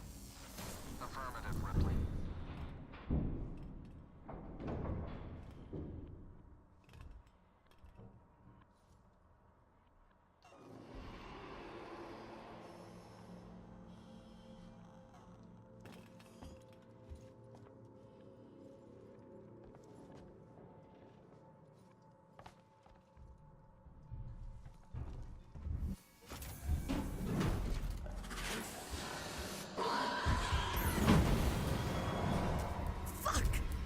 I'm out of fucking shit. I'm dead. I can't see. I have no flashlight. I don't know what to do. I can't jump. I can't save the game. Yeah.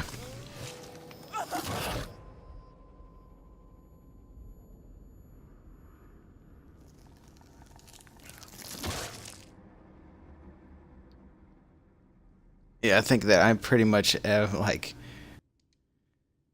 Yeah, exactly. Like I mean, I don't know at this point what to do because I'm out of stuff. I think I went and hit a couple switches and then I can't get back because I've been using the shit out of that flamethrower. Um, I did a long time ago. It's been forever. Yeah, because I don't know how to use a damn flashlight. I think I'm out of batteries. So, I mean, what was I going to do?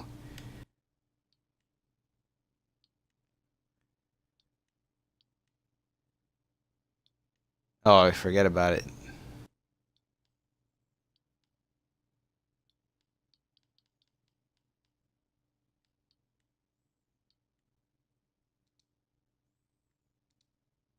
That's funny. I'm just going to load up a random other mission to see what the hell is going on in the game. But no, did we cover address everything? I mean, we've been on for a while. It's getting a little bit late. I have to work tomorrow. Did we cover everything?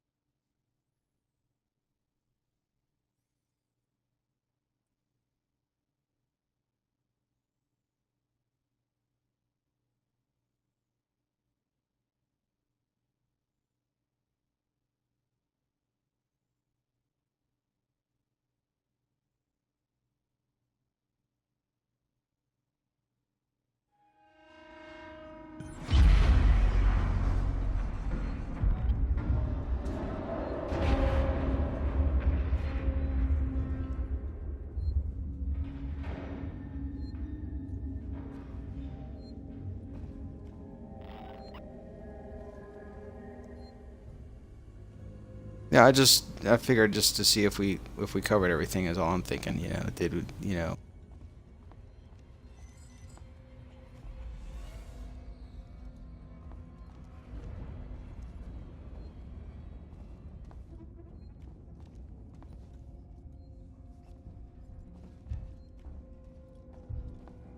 Someone there?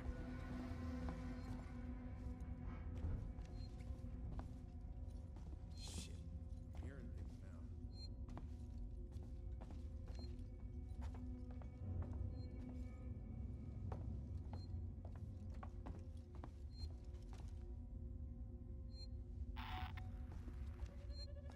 doing right now.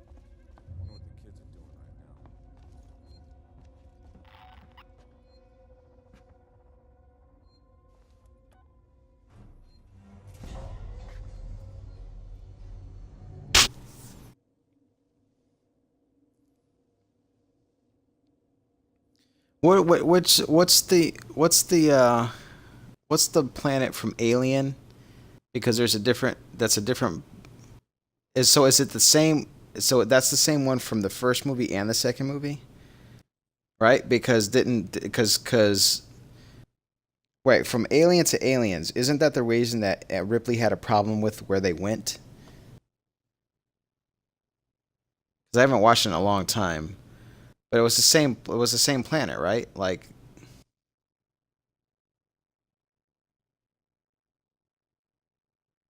yeah, but they found the derelict ship on a planet, and then the alien came back to the Nostromo.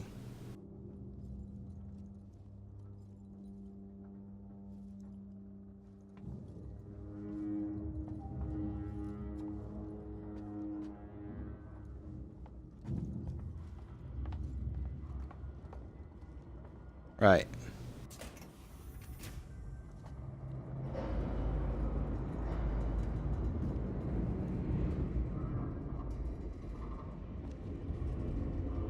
Right. Right, that's what I thought.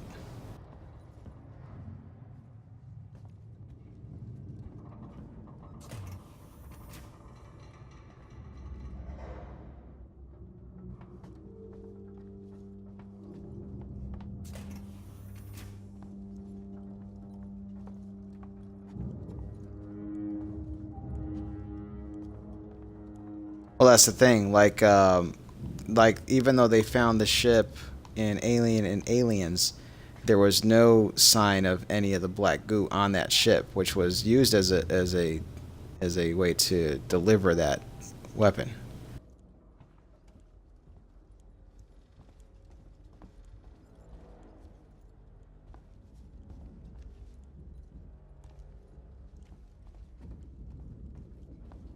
He well, that's the thing.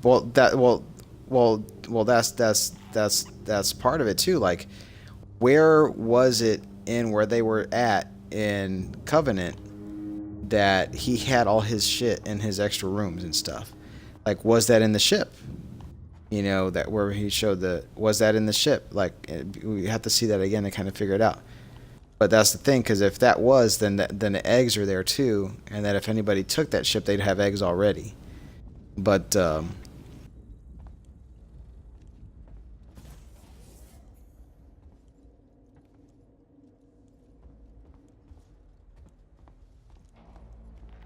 maybe he tried to pursue them, like what if because he knows that they're supposed to be going to that one planet they're going to colonize.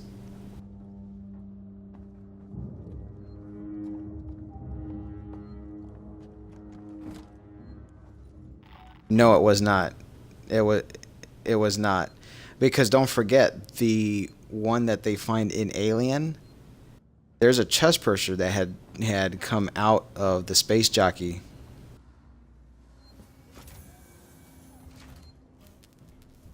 Which explains why there's a chamber with eggs in that movie.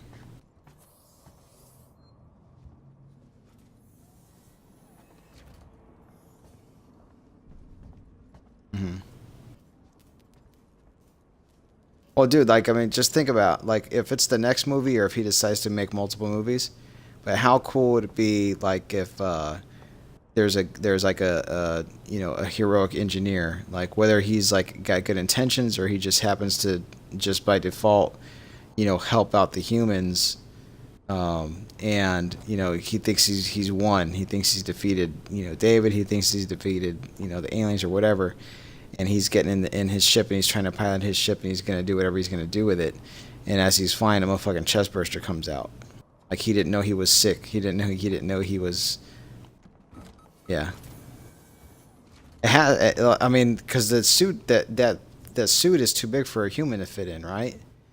I mean, I mean, you could maybe a human was inside of the suit, but it seemed too big, right? Didn't it seem too big? Like it has to be an engineer that's right. So it has to be an engineer that the queen that lays the eggs that results in John Hurt getting face hugged has to have originated from an engineer.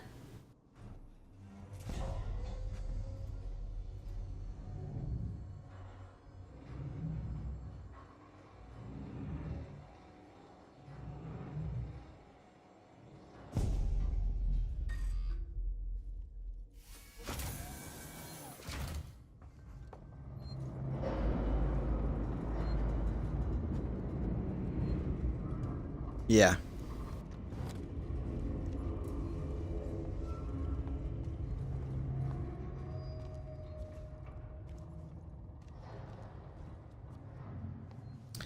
And not only that, but that wasn't in the theatrical cut. They didn't include that.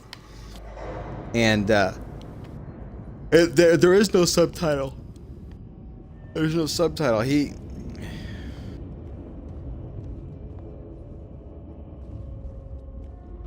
Yeah.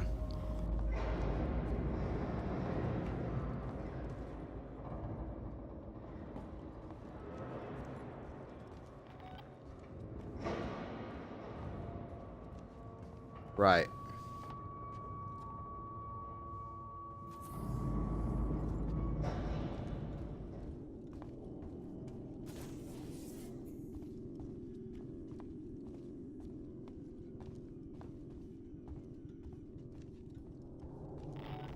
Right, because there's nobody's like put it anywhere.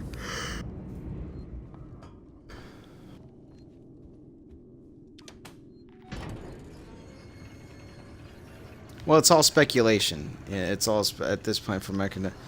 It suffice to say, it doesn't matter. The end result is the engineer is not happy with them, whether it already had prejudice toward them to begin with, or something that David said it didn't like, or maybe it could understand what they were saying, that's possible.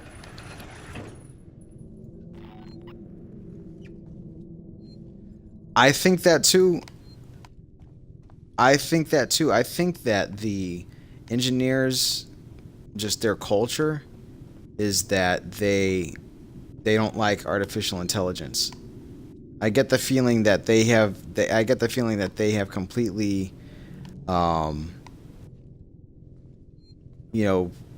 avoided that or had their run-ins or issues with it in the past, and that their culture hates synthetics.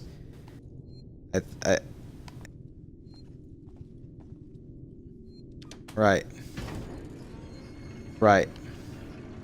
I think that they probably had something, in their culture where they developed AI, and it ended up becoming evil and taking over, and they had to destroy it, and prevent that from happening again. So maybe they're just so displeased that the humans have created this AI that's clearly like intelligent and stuff like that, that they oh shit, I just saw an alien walking across. Right.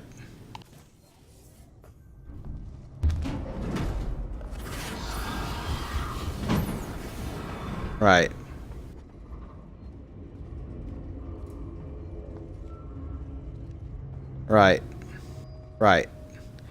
So they're big time into organic, they're hell, they might even be vegan.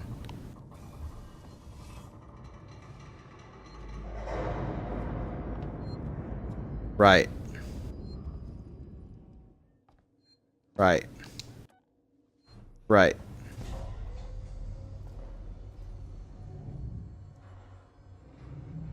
And it's designed to only kill off, like, you know, it's not going to destroy a planet. It's just going to destroy, like, you know, certain life. You know, I mean, maybe that could be a way for them to invade and take over places too.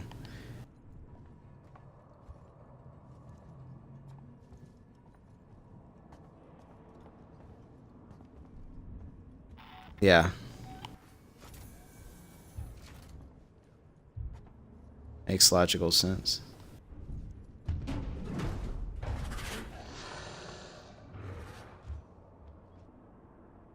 Right.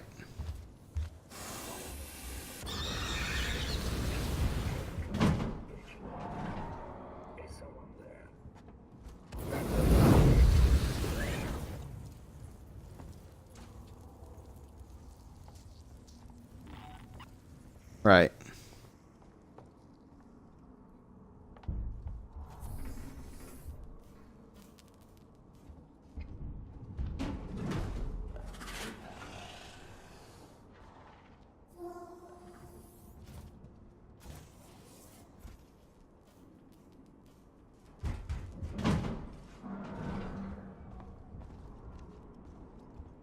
Yeah. I mean, people have a right to not like it.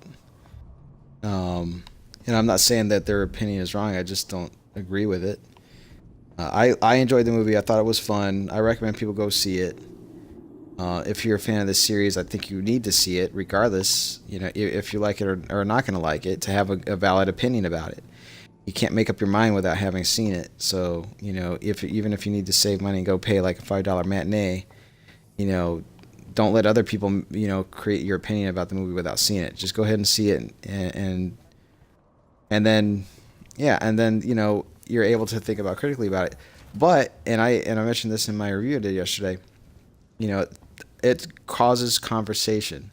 It's entertaining. You want to go see it. It's a good time out at the movies. It, like, you know, it's not just some bullshit, mindless thing that you could take or leave it. You know. Like we've been talking for 2 hours about it, and the movie itself is 2 hours long. And we could probably continue to talk about it.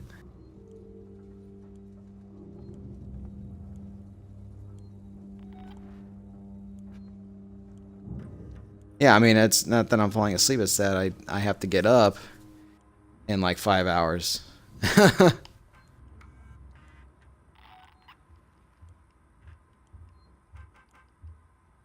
Yeah, this is obviously is clearly a hobby that I don't have a whole lot of time to do, and it's not done professionally because I'm basically doing it the poor man's way, the poorest poor man's way I can think of, which is recording or doing a Twitch stream, and then I'm gonna go back and save my stream as a highlight or something that allows me to upload it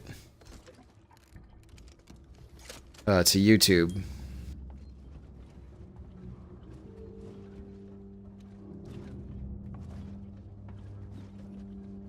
Well, maybe. But I mean, that's the thing. This is not, you know, this is not scripted. This is not planned out. I didn't have an outline. You know, I didn't have a real plan for this. We just kind of said, hey, let's talk about it. So, I mean, I'm sure there's things that I forgot about that I wanted to address. I feel like we covered most things. At least in our opinion, is clear about the movie and the series in general. Or what we could do is, I'm sure we may be able to watch this or listen back to this, or maybe go see the movie again, and then at that point, we'll realize that this is what I forgot, or we missed to talk about.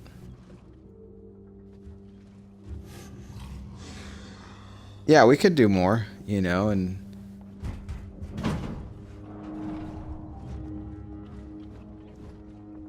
we could do that, discussions about different stuff.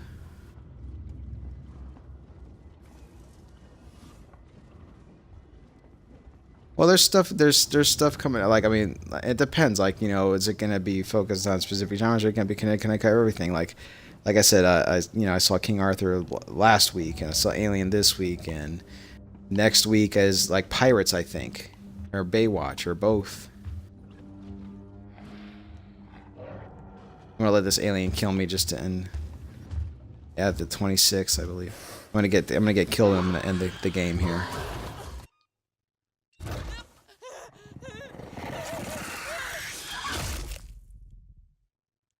I don't know. I don't know, to be honest with you. I can't remember. Probably normal. Normal between easy to normal, because I don't have a lot of patience and time to play games anymore. So I don't want to make it an exercise in frustration. I just want to, go through it. It depends on the game too. If it's not challenging enough, I'll bump it up. But if it's something I'm going to lose a lot of time because I forgot to save, or it's going to be super frustrating if I get a cheap death, then I may lower the difficulty. This game is so long that in order to get through it, you don't want to have to keep dying and dying and dying and dying and dying.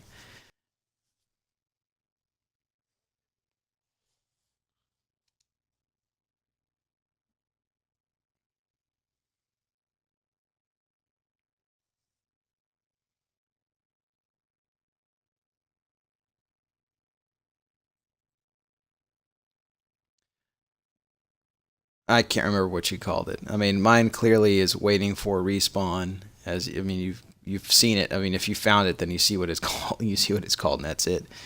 Um, and I mean, I have occasionally streamed games on Twitch. I don't have really any YouTube, actual YouTube content besides videos I streamed on Twitch, because I don't have a camera. I don't have anything set up to do any kind of editing videos or whatever. So this is my cheating way of almost doing like a podcast, because it's just easy. It's already pretty much set, ready for you to go. But yeah, we can talk about different things or other stuff that comes out. Like there's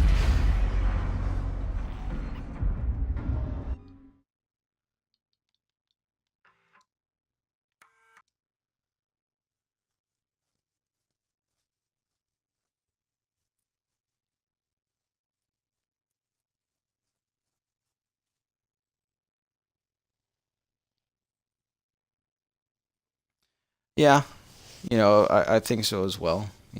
I mean, there's there's things that we've gone through experience or seen in just in entertainment.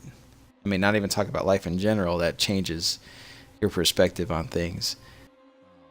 And this, there's still good movies that come out. I mean, this year in particular, I feel is going to be fantastic for entertainment in general. Like, just based on what's already been released in theaters, and then to play games and what's on the horizon. This is a really great year for entertainment, and it's exciting to have all this stuff to look forward to and talk about, because you got Wonder Woman coming out, which probably looks like it's going to be the best DC movie in a while.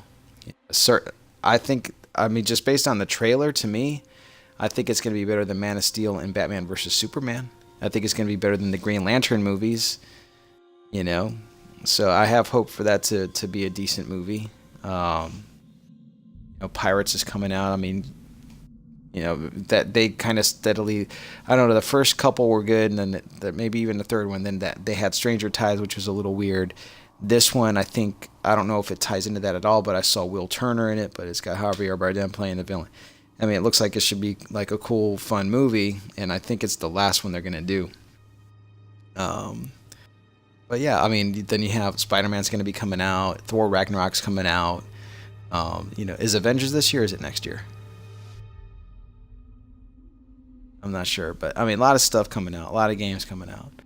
So, there's plenty of things to talk about. It's just like finding the time or making the time to do something like this, and hopefully, at a more reasonable hour, because I'm going to be hurting tomorrow. I can tell already. I'm going to be tired.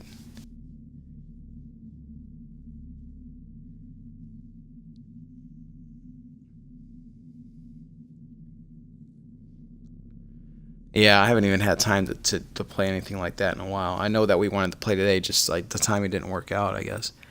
But but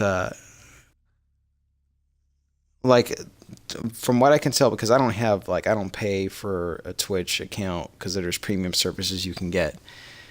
It'll have my last couple of broadcasts, but unless I put this and designate this as a highlight, it'll eventually go away. But yeah, there's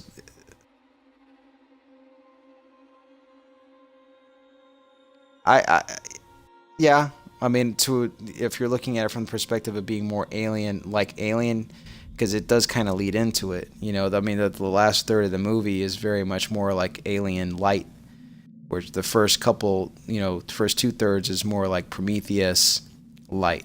You know, it's that, but it's a good mix. You know, I think that they kind of blended that well. Oh, you know what? You know what we forgot to talk about? I just remember this. The music. They brought in a lot of musical cues from Alien into Alien Covenant, and rightly so because it's titled Alien.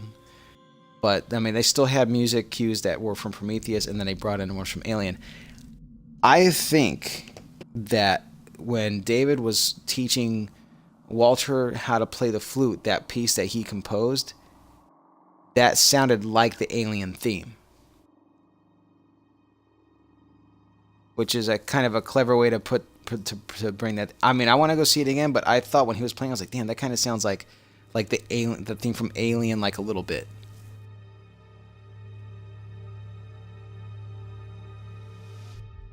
And yeah, exactly, right, yeah, sorry.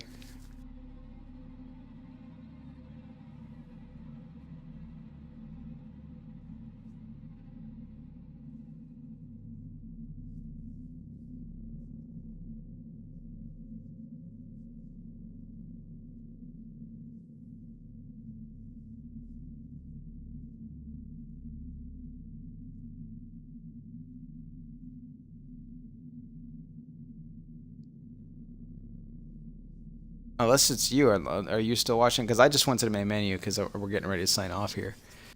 But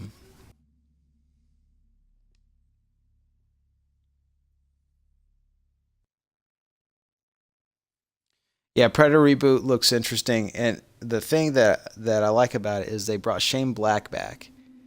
So Shane Black, who wrote, you know, the '87 Predator. I'm breaking up. Can you hear me now? It says Shane Black is back. So Shane Black, you know, wrote the screenplay for Predator, the 1987 movie, and he played one of the characters in it. And so he's written this. And my understanding is that it's a pseudo reboot, but also I think it does fall in line with the timeline of the series that's been established.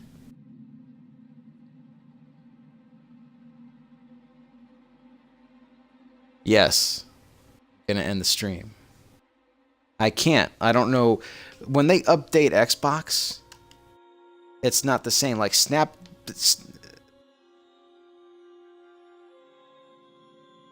Really? Because I just hit B. I just hit B and I hit B and nothing's happening.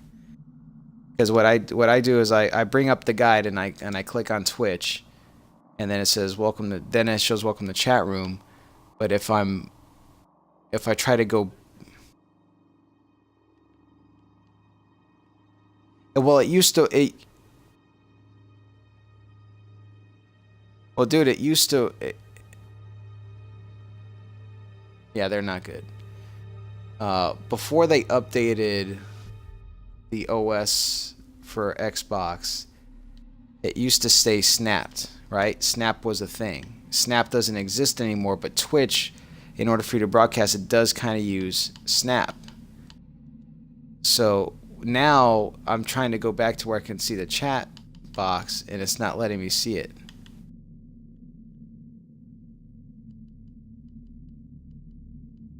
All right.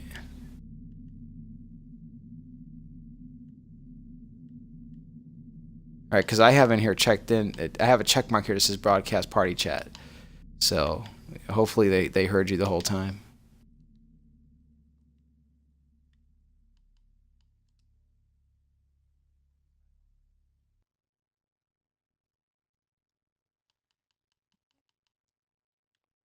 I believe it is. I believe it still, addresses the same timeline. And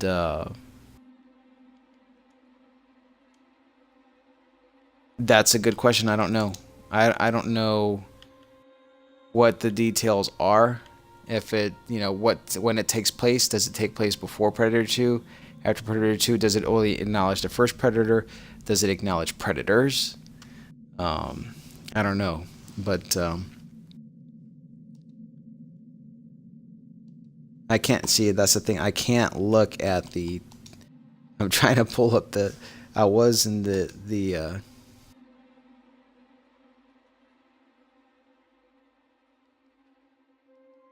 I was in the able to see the chat, and then I clicked on the little gear symbol for options or settings, and then it put me into the settings menu that I can't get out of. When I hit B, it just puts me back to watching the watching the game. The game's full screen. If I hit guide and try to go to